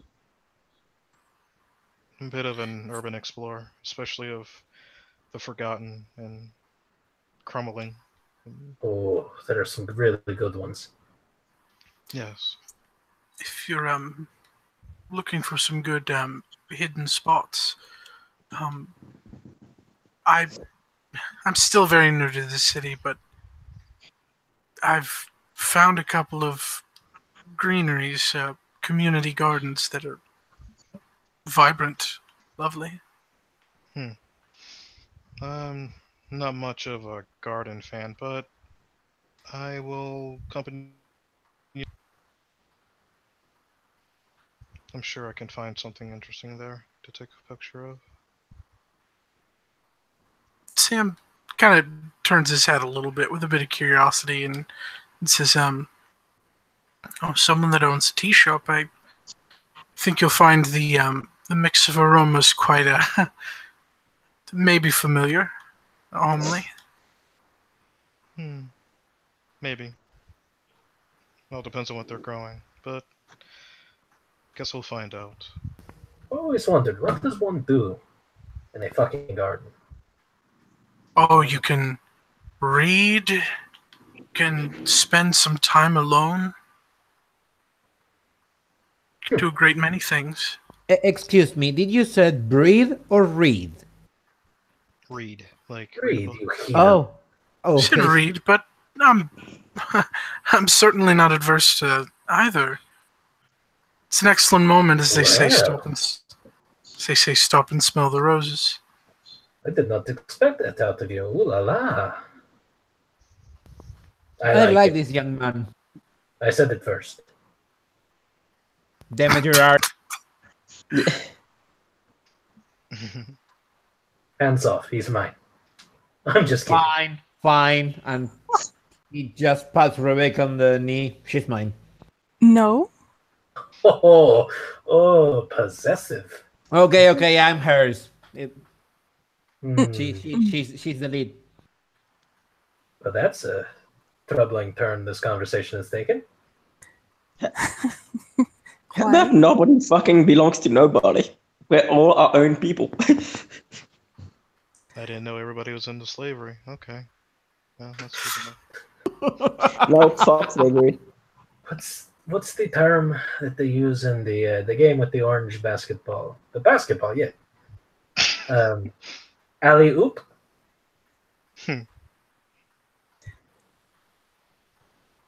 I'm saying you drove the point home, Silas. Yeah, Really blunt. yeah. I do that sometimes. Pump the brakes a little bit. You've only been here 2 weeks. You don't even know how any of this works yet. Really. But you should check out that Vixen place I was talking about where I work. I think you'll meet a lot of people you'll like. Shameless plug. I like it. Capitalism. Hashtag. If man, Vaughn, you post the scene. One of the tags needs to be capitalism. Yeah. Poking Dante. Hashtag poking. I don't think you understand. Back in the old country, capitalism was like getting drunk and losing your sheep. Okay. That's interesting. Did you lose many sheep? No, but I did hit one going 150 miles an hour. Poor sheep. Oh no. Sam gets a little sad faced. Aww. Seems a little bad. Oh my god! No! No! Did I not tell you to pump the brakes, cowboy? Oh god, no. Christ. Coming in so very cavalier. Yeah, well, like the point of a knife, yes. Oh no is definitely correct. And it wasn't on purpose. It was dark. Came over a hill. God damn it!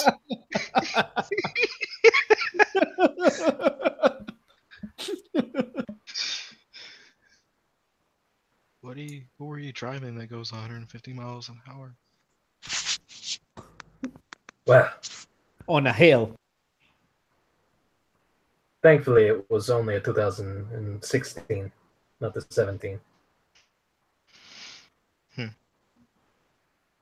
I wasn't even going that fast, really. It gets up to like 170 or something ridiculous like that. Oh, your capitalism dollars at work. Exactly. You must Well, be quite the driver. Well, at that time, it was really more of, old money, inheritance, and all that. Ah. Lucky you. I'm sorry, what did you say? Lucky you? Not you. Oh. I said you must be quite the driver.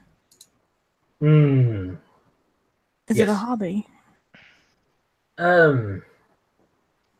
It's always a hobby when your car costs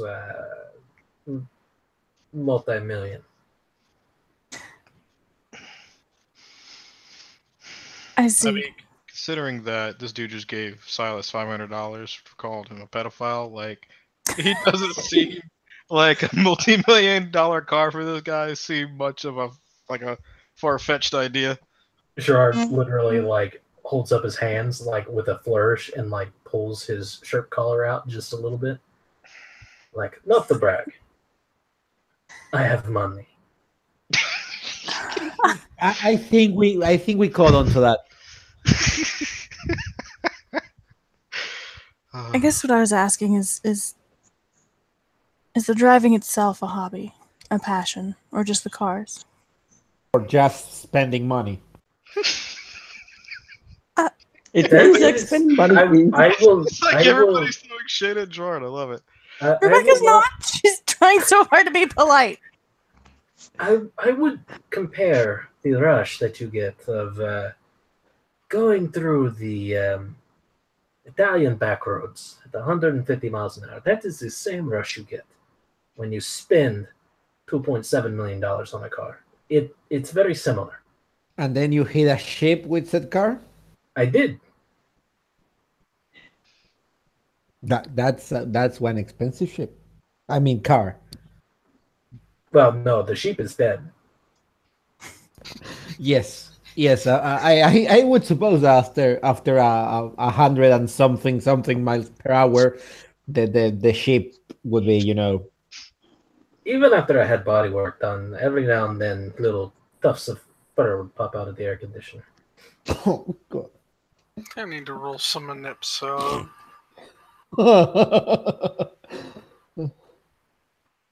When the werewolf starts throwing them bones for manipulation, that's a bad sign.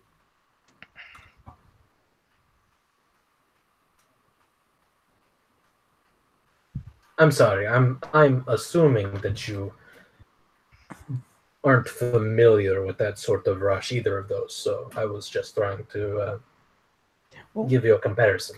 I'm not familiar with Not you. neither. Damn it. Shush.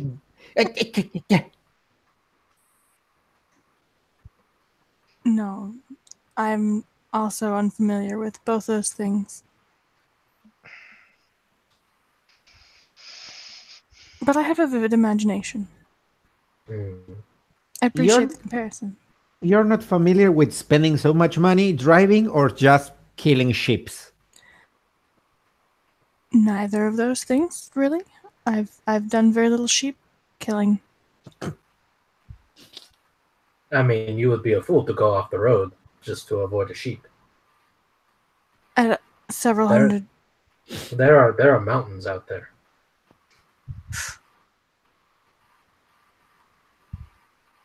You're correct. And not to brag about our country, but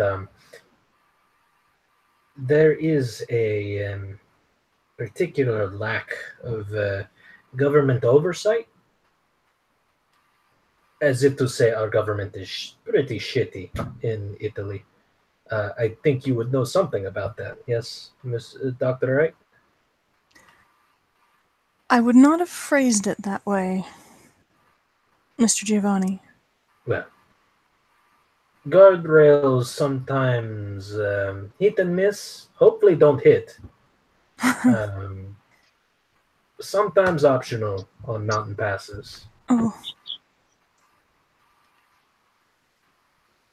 Well, while I mourn the damage to your car and to the sheep, I'm certainly glad that In wasn't that moment, I never felt more alive.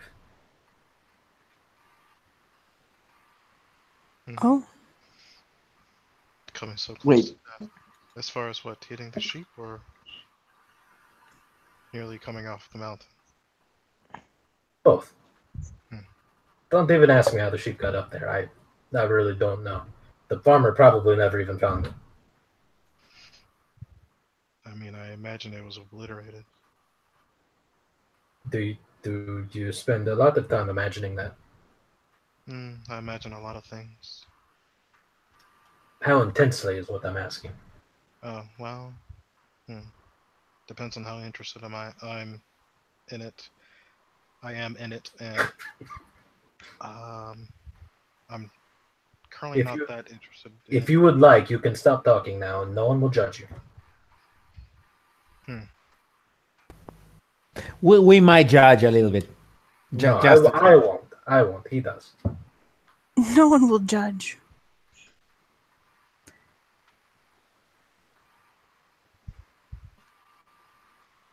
Oh, thank God for that, right?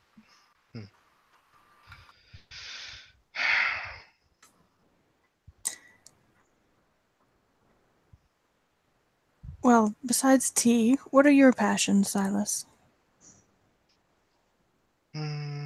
Photography. Photography. Knew it. Exploration. Classical music? Music in general. Oh, good. Though I tend towards the older stuff. Antiques. Mm-hmm. See, we know him so well. A lot of which that was a silly question, Dr. Wright. The better question is, he kind of looks around for a moment and points at Sam. What are your passions?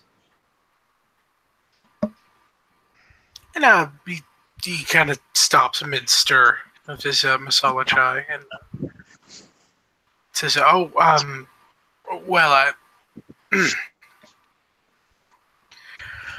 I'm trying to grow a garden in New York. That's brave." Well, yes, I think I think that there's a lot of space on rooftops specifically. I'm hoping to get a word in with my landlord, see if you know um that sort of thing. Gardening and I suppose hmm,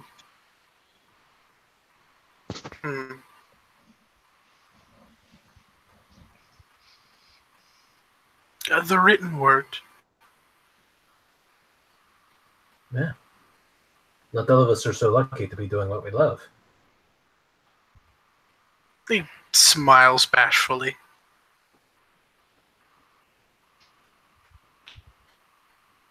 More of what I do is I suppose I'm more interested in reading types of fiction and poetry.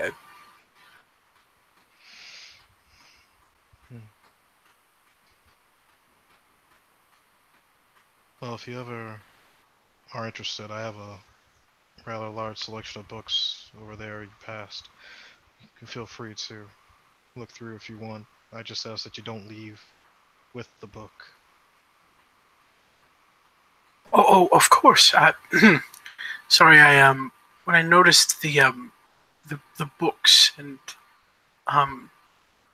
your quieter demeanor, I had assumed that this was part of the atmosphere. I was trying to respect it as one would a library. He definitely doesn't look like a reader.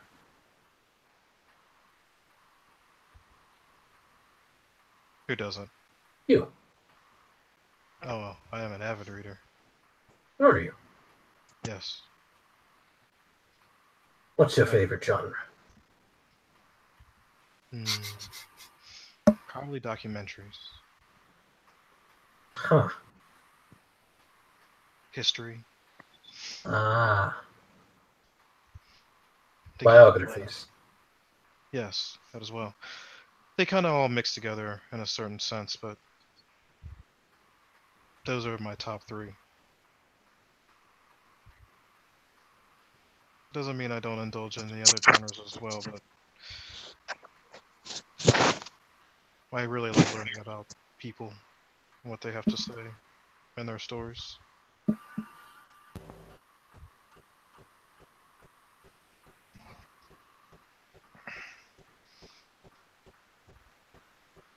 Anything good to recommend to read? What do you like? Politics normally. Oh, I would have figured you for crime dramas. No, and he actually turns around, looks at Gerard eye to eye, and go last.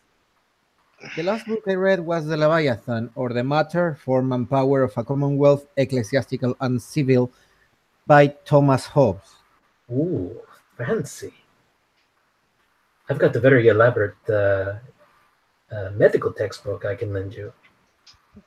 Sadly, I'm not that interested into medicine. I'm more interested into the form of government and different applications of power upon society. But see, that's where you would be wrong, because it turns out that the human body is rife with things that you can use to exert pressure, whether political or criminal or whatever your bag is.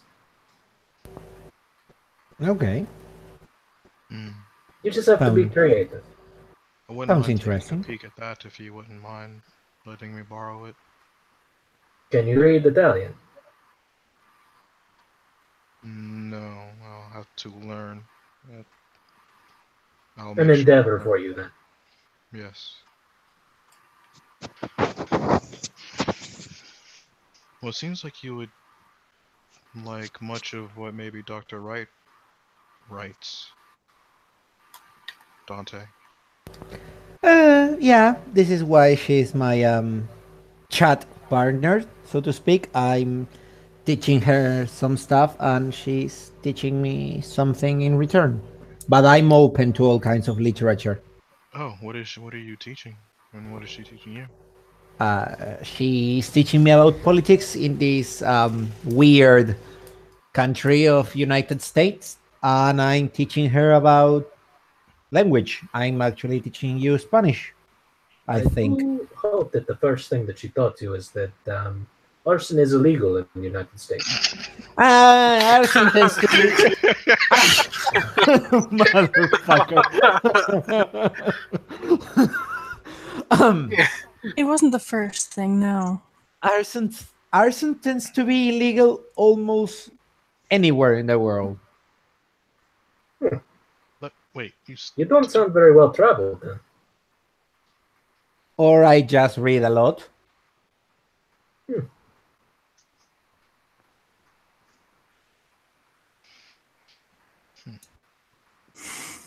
But yeah, arson is illegal.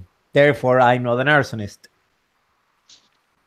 So if it was legal, you would be an arsonist? Is that what you're saying? No. I mean, we can't control our urges sometimes. I'm very familiar with this. There's nothing to be ashamed of. Oh, of course not. I'm not ashamed, but I'm not an You're not arsonist. ashamed of being an arsonist? The goddamn it!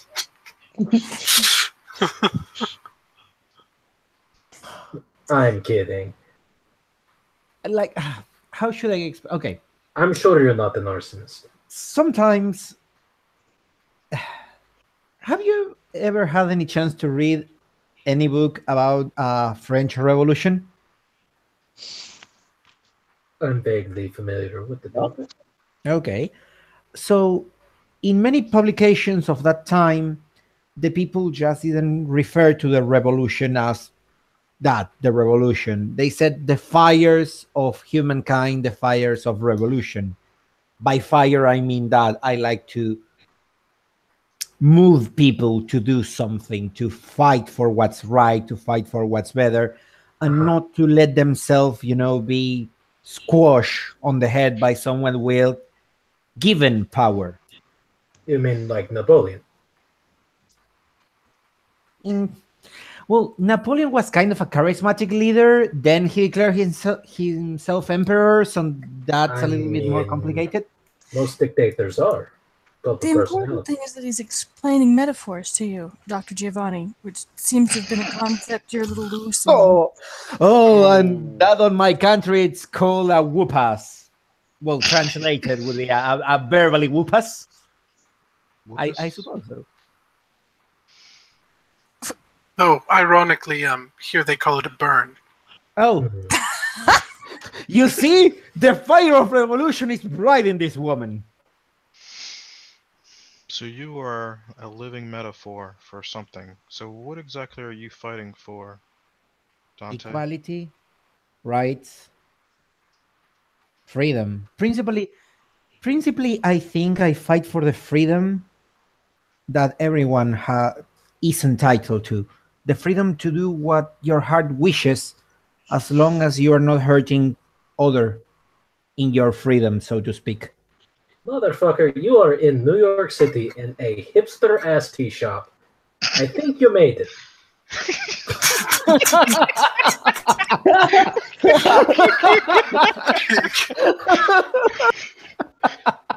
Jesus.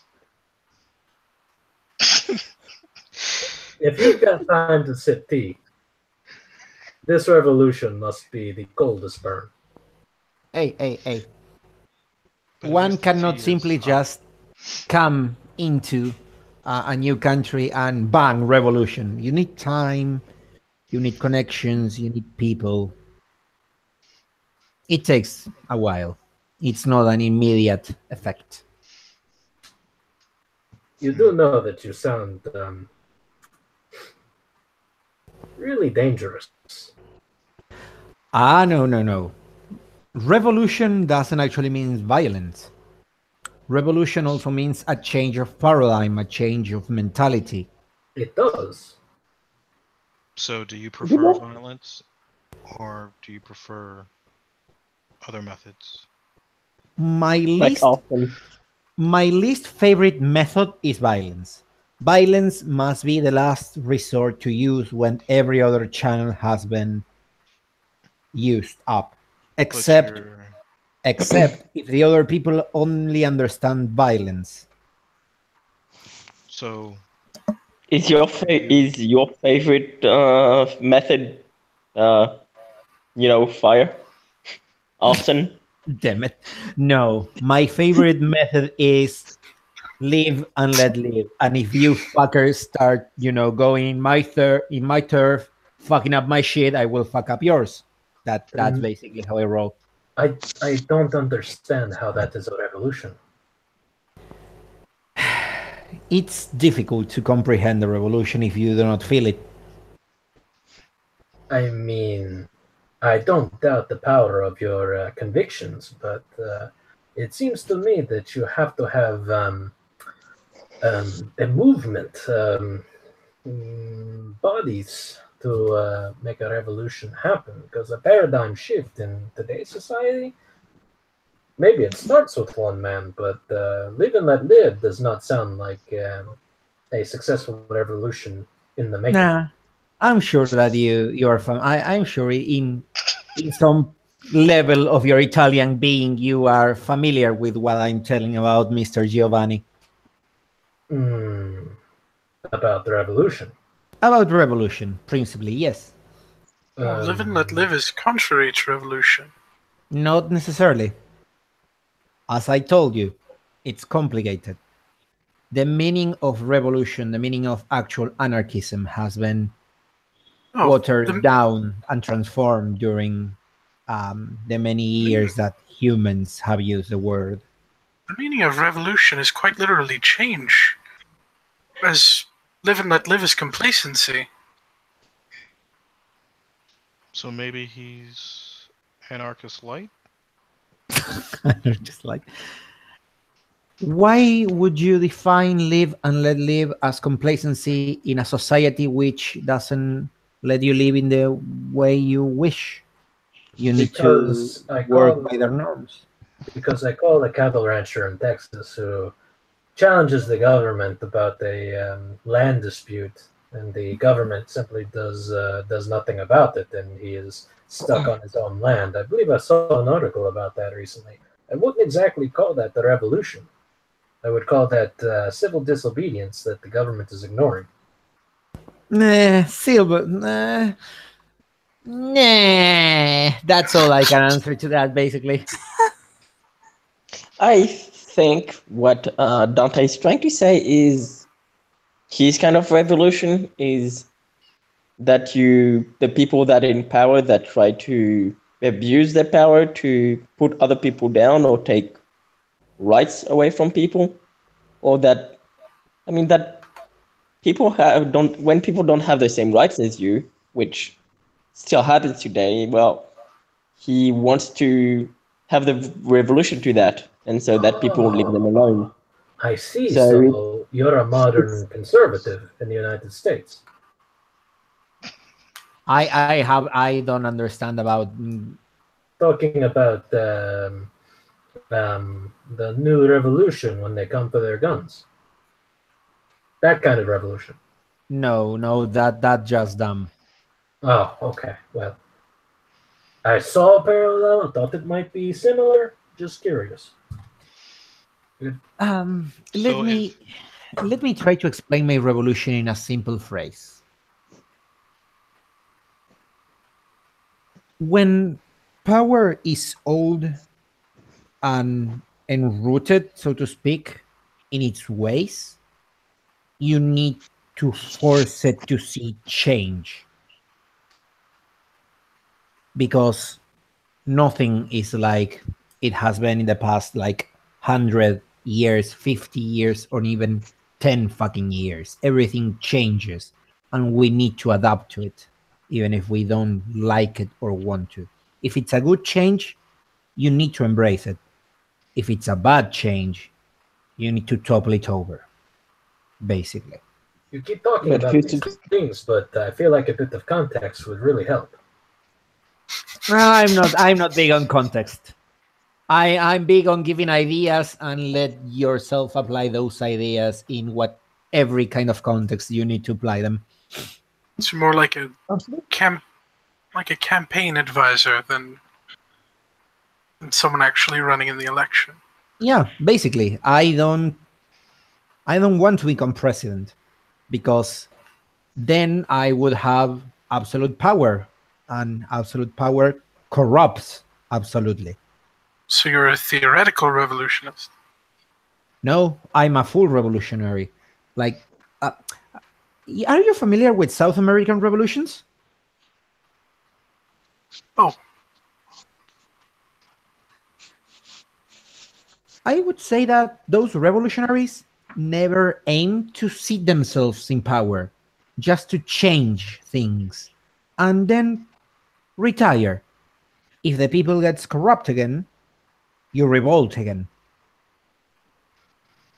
That's a very idealistic take on that those situations.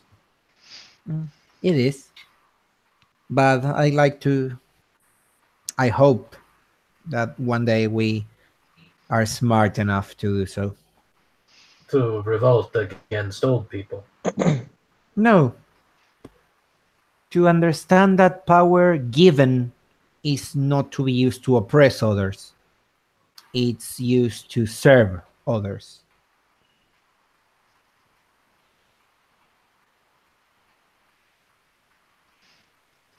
And No. he will sip his tea. Now it's fucking cold. Sam very, very politely looks down and says nothing. Sherrard just kind of like smirks and just okay. Would you like a new cup? No, thank you. This is fine. This is actually really good. Thank you very much. So, Dante, how much Rage Against the Machine do you listen to? And she'll say with a smile. I must say quite a bit. So She'll you nod. would like to get involved with your revolution, but only if the people are feeling it? Did I hear that correctly? Yeah, basically. I will force no one. That doesn't sound much like a revolution to me, but Then what is a revolution to you, Dr. Giovanni? something that actually has momentum. Monarchism has momentum. There are countries that love kings and queens.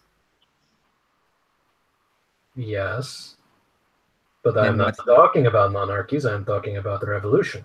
No, you are talking about momentum. I'm talking about revolutions with momentum. Anything can have a momentum. If you need to, if you can only define a revolution to be something with momentum, I'm afraid that you are a little bit off the definition. I don't think you've ever heard of the term movement of the people. Yes, it's a widely spread and used term. It seems as though we certainly have a different idea of the word revolution. It's complex. Revolutions are always complex, and sometimes even revolutionaries themselves doesn't understand each other. You have, for example, the Russian Revolution, brother against brother. Latin American revolutions, the governments against its people, the people against its government, and then the people against the rest of the people. And you have revolutions all over the world for different things: religion, freedom of speech, anything can spark a revolution. Still, those people stand and they make picket signs and they have stand-ins, and others in other countries, as you said, take up arms and There's light fires. action. None of those activities are polite conversation. I believe he said it takes him a few beers before he gets into such things. Revolution is not pretty. Revolution is sad, dreary, and even if I don't like it, most times bloody. Revolution is not a nice. Sorry. Go ahead, Sam. It's not by any means live and let live. No, it's not by any means live and let live. I wish it could be live and let live. So But is New York ripe for a revolution then, my friend? New York has bigger troubles than anyone knows. Oh, that's a peony. What do you mean by that? And he's gonna definitely pee in that too. God gonna damn be it! that. You got me all riled up.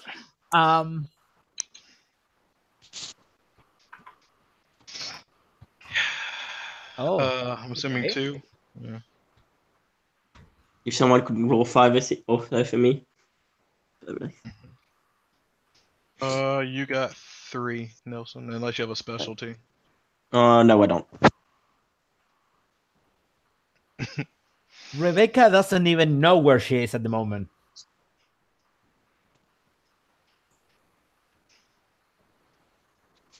I can't believe this thing's went by 2 hours already. Wow.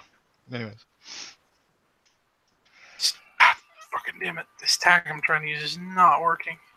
Yeah, I got 2 successes. So anyone who has 2 successes, defender wins. Ha! I have 3. 4. Okay, 3 up.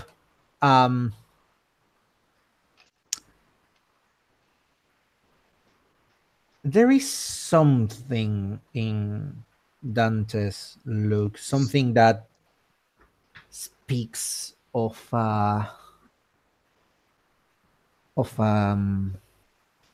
thing, a dark thing already present in New York, stirring up trouble.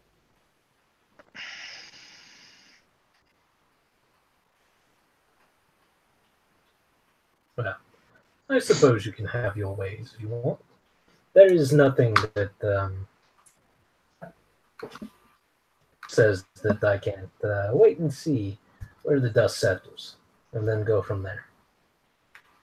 And he just looks at Gerard at that. So you are going to just watch where the dust settle? I mean, there's not going to be much dust because whatever it is you do apparently is not very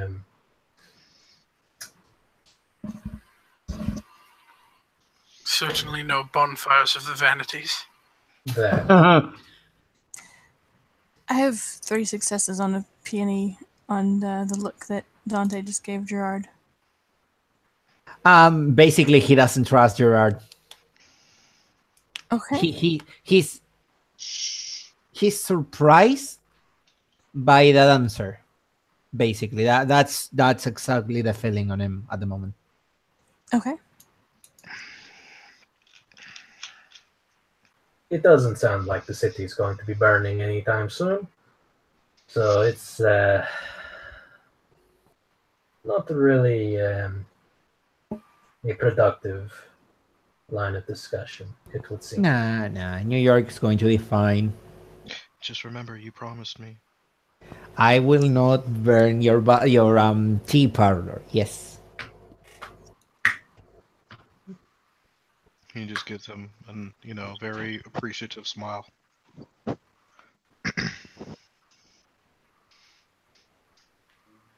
It's just complicated. I have seen many problems in New York. Many weird things on the news and the newspapers.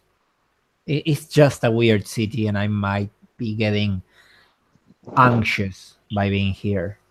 What kind of things have you saw in the paper and the news? Lots of violence, This is the United States. nonsensical violence. Anything This that is sticks the out? United States. A couple of weeks ago, I think, a weird video of a gang beating the shit out of a poor man on the streets with a baseball bat. This is the United States, yes. You're describing things that happen here all the time. Told to avoid Bedford Stuyvesant in Brooklyn.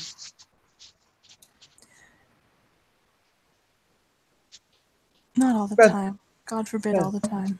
Anyway, don't listen to the young, hopeful revolutionary. Let's go to Wi-Fi hotspots, coffins. Telling you, it might save your life one day. Agreed. Save his life. You're lost, wandering alone in the cemetery, being chased by the counter-revolutionaries. If only you had a signal. Well, there is a Wi-Fi hotspot. Someone has had the foresight to purchase one of my coffins. And within And a Wi-Fi hotspot. he just looks at Gerald and goes like, "You know what? That that actually makes sense in some weird fucking way." I'm telling you, if you sit down and think about it,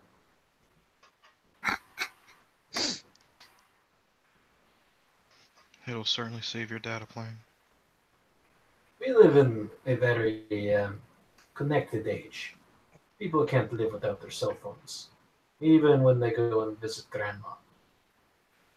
It's a shame, but it's true.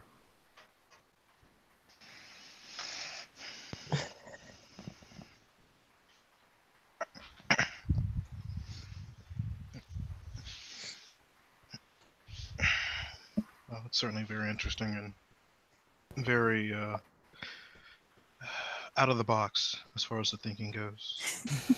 I'm No, sure. it's in the box. Oh my gosh, Oh, that was no, I know it was a pun by accident. Oh man. Out of the box. Oh Vaughn. I didn't mean to do that. What's happening to you? Mess around with Nelson too much. But yeah.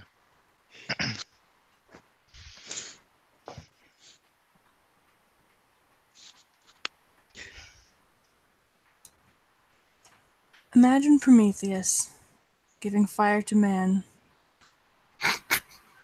looking forward to a day when Wi-Fi hotspots would be the result of his invention. It does require some amount of pathos to understand. Yes. Dante just grabs his teacup, raises it up. For capitalism and coffins with Wi-Fi hotspot. He's Viva la toasting revolución. capitalism? Yeah, he's toasting for capitalism. Yes. A revolutionary is toasting capitalism. Oh You yes. can be a capitalist revolutionary. Yeah. Actually, it's a very weird definition, but you can. Gerard literally just says "Viva la revolution." Silas just raises his teacup and just says to good tea. And to good tea, and to Silas' place that will not be burned. Okay. Yes. I love the amount of attention he brings to the fact that he's not going to burn down your place, Silas. Well, Silas asked me not to burn his place like 3 or 4 times in the last 10 minutes. I mean, do I understand took that. out a hefty loan and using much of my expenses to get my life going here. I would appreciate it not to go up in a literal, gout of fire. See, usually when people want to allay fears, they sort of let the issue drop and don't keep bringing up the fact that their place is highly flammable. But It's a way to kind of let me know that it is possible, but I have to remind him that he promised me, so I'm just making sure that he keeps his word. do you want me to put it on writing? I If feel you're like offering? that's admissible in court. I said nothing about writing. I'm not even here, actually. He gets up, takes a few dollar bills, put it under his saucer, pulls a chair, turns around, points at everyone, not even here, good evening, and walks away.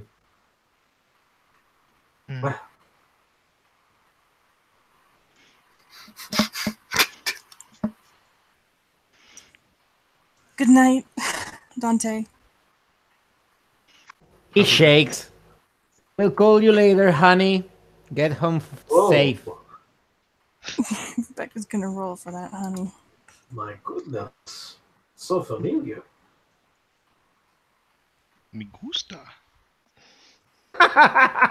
No. Do the No fires, me gusta. do the fires of revolution burn in your eyes, I wonder? Oh, God.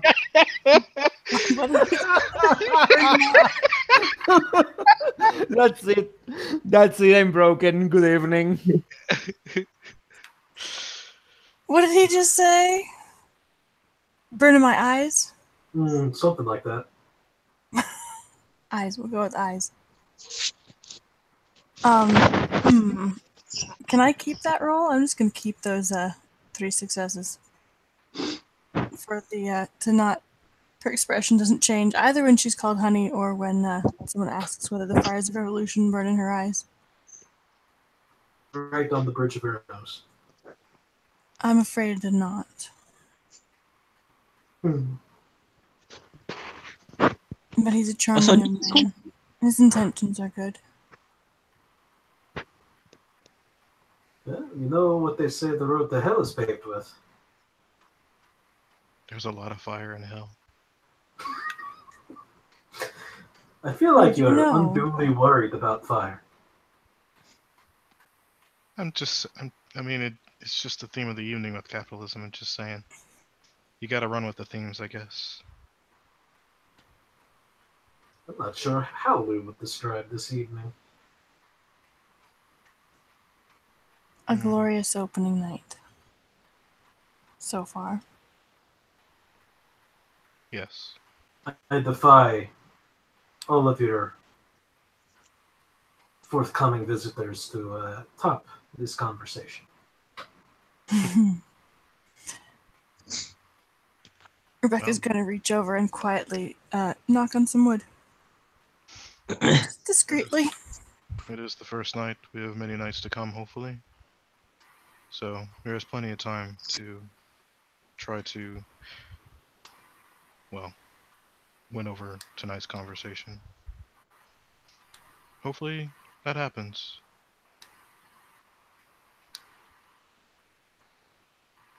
I hope so too. I look forward to coming back. Please do. And I'm fascinated by the clientele your opening night has attracted. She nods at both Sam and Gerard. Well, you know. Me too as well. Well, it was such a late start in the day, I didn't think that staying open an extra hour or two would bring in such, wonderful company. I was just driving by and I sensed a foreign compatriot. I only wanted a cup of tea. And you've got 3. Look at you. Speaking So of which, very efficient, productive. speaking of which, Gerard has covered the bill, so I mean, I did, but come on, man. That's not how you do business. You let them pay you too. well, it's the first night. There's a coupon in the paper. Aww, Vaughn. That's not very capitalistic of you, but I understand. Well, the thing is, You you want get them to hooked. be a good guy, I guess. You get them hooked, and then you keep them coming. And then you break them off a little bit, maybe. Let Are we them. talking about heroin or tea? It's the same Yes. thing, no matter what it is. I'm sitting right here. I hope you're not going to break me off just when I start falling in love with your teas. No, I'd rather get you entrapped in the web much deeper. I didn't want to bring up the pedophile thing again, but I really no. No, don't. Then don't. No. Relax. It's not as bad as you think. I'm just saying that perhaps, given your very eccentric, quiet nature, maybe don't name the Sleepy Time tea the Rip Van Winkle.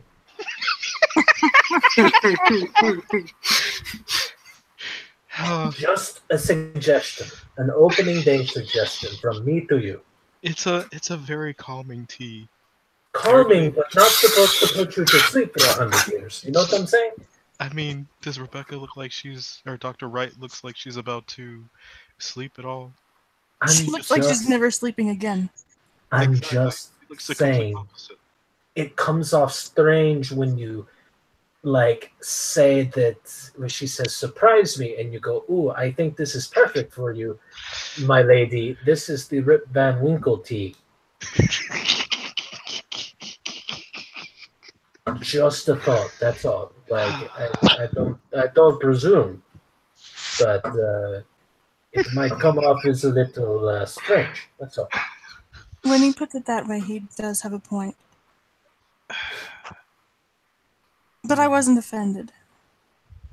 Or worried until now. Sure, but this is New York. The next asshole who walks through the door might fucking sue you.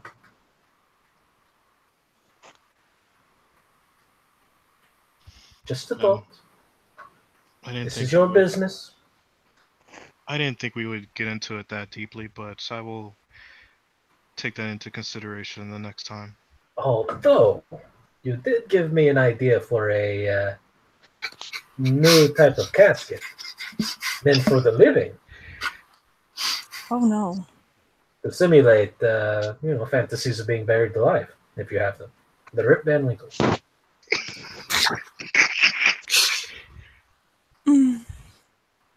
Well, whatever gets the creative juices flowing, I guess.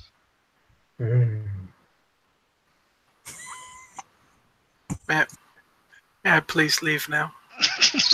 Did Sam say that? Yeah. Oh. He's been trying to escape for some time now. You may. He never needed permission. I appreciate that they're asking permission. Yes, you may leave. And Sam will stand and push his chair in and leave. Mm-hmm. Good night. It was a pleasure meeting you, Sam. I will keep a lookout for your column. And he nods. I'll keep an eye out for your coupon. See you around, Sam. Ciao. Nods and just kind of sulks off.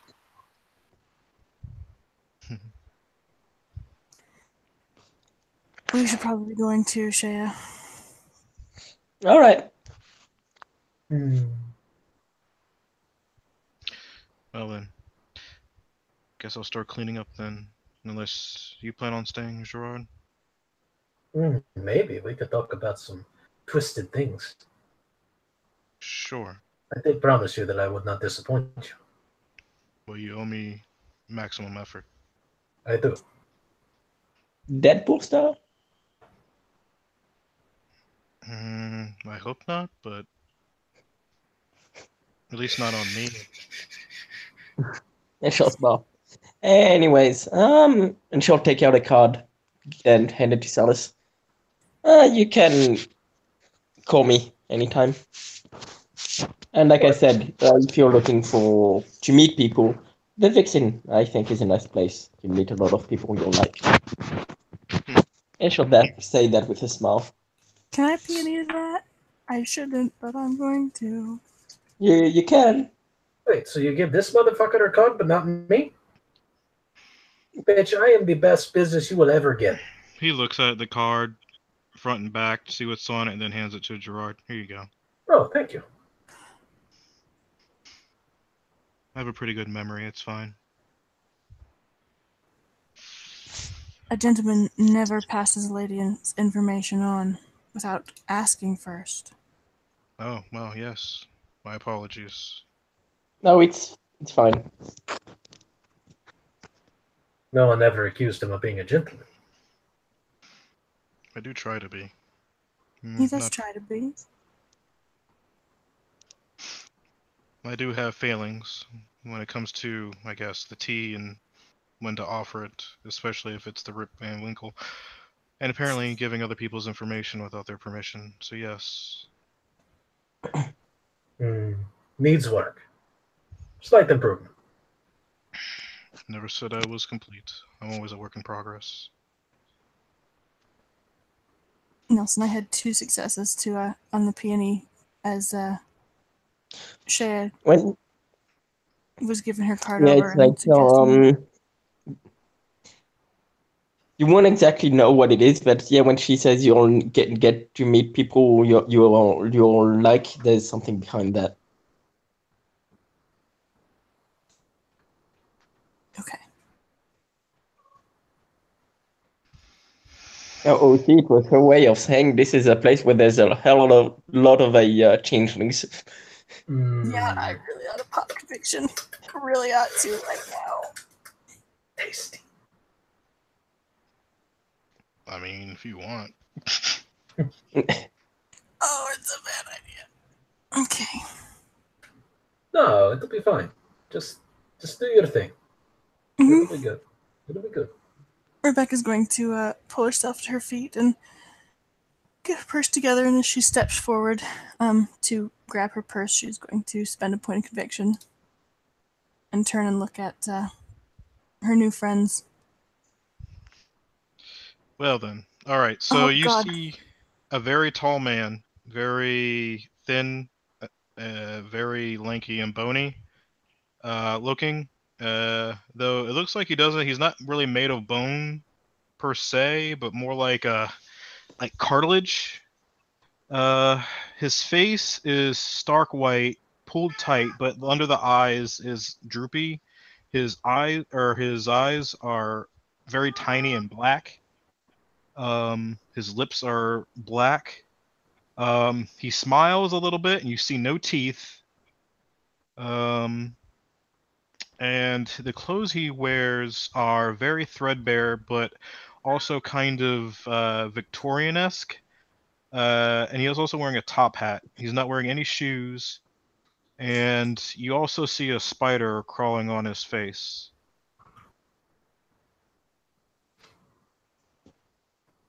That seems to go around to behind his neck. And Gerard looks dead. Gerard looks dead, but also with a swirling Oh, vortex no. of darkness around him. Oh, shit. Shit. And then there's Shea. Probably with a shit ton of like skulls weaving in and out of the darkness. Okay. Well, I'm sure she's not freaked out at all. I'm going to increase the difficulty of that roll that I just made to at least 7, but fortunately it was a good roll and I still have 4 successes. Rebecca keeps What her was- calm. Since you see Silas move, and it seems like he's really bendy, like he walks very weird, like he's like made of cartilage. Yeah, I'm not too sure how to describe man. that. Makes all kinds of little squelchy noises whenever like his No squelchy noises, but limbs just just sort of like bend and like. I think a good way to describe it is, now how when a spider walks, it's like the legs don't go straight, they kind of bend everywhere. A bit like that. yeah, probably.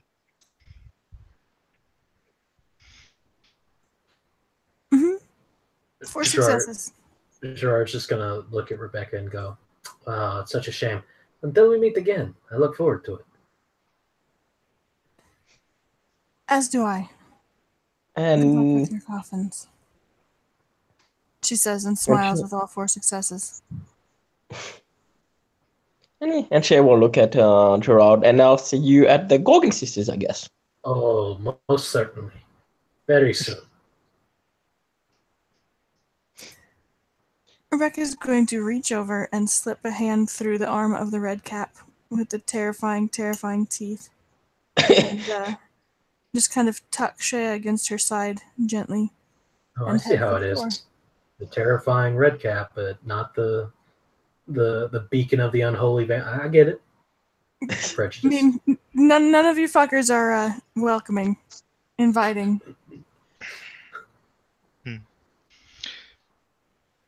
Have a good evening. I look forward to seeing you again, Dr. Wright. You too. Did he give Shea the name Shea or Salome. Salome? Yeah. Okay, Miss Salome. That name is I'll so see you hard. around. Salame. Yeah. He said it's so what? The name is what? So hard. Salame. Rolls It's up the French. tongue.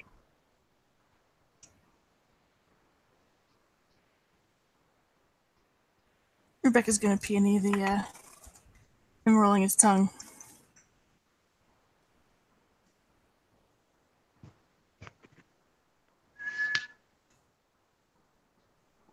I don't know what you're peeing. It's literally just it rolls off the tongue. It is a romantic language name spoken by a Fair enough. romantic language speaker. Mm-hmm. Okay. She's getting a little leery of Gerard here. Mm-hmm. She will head out. A little slowly, a little reluctantly. Can send some samples to hug you.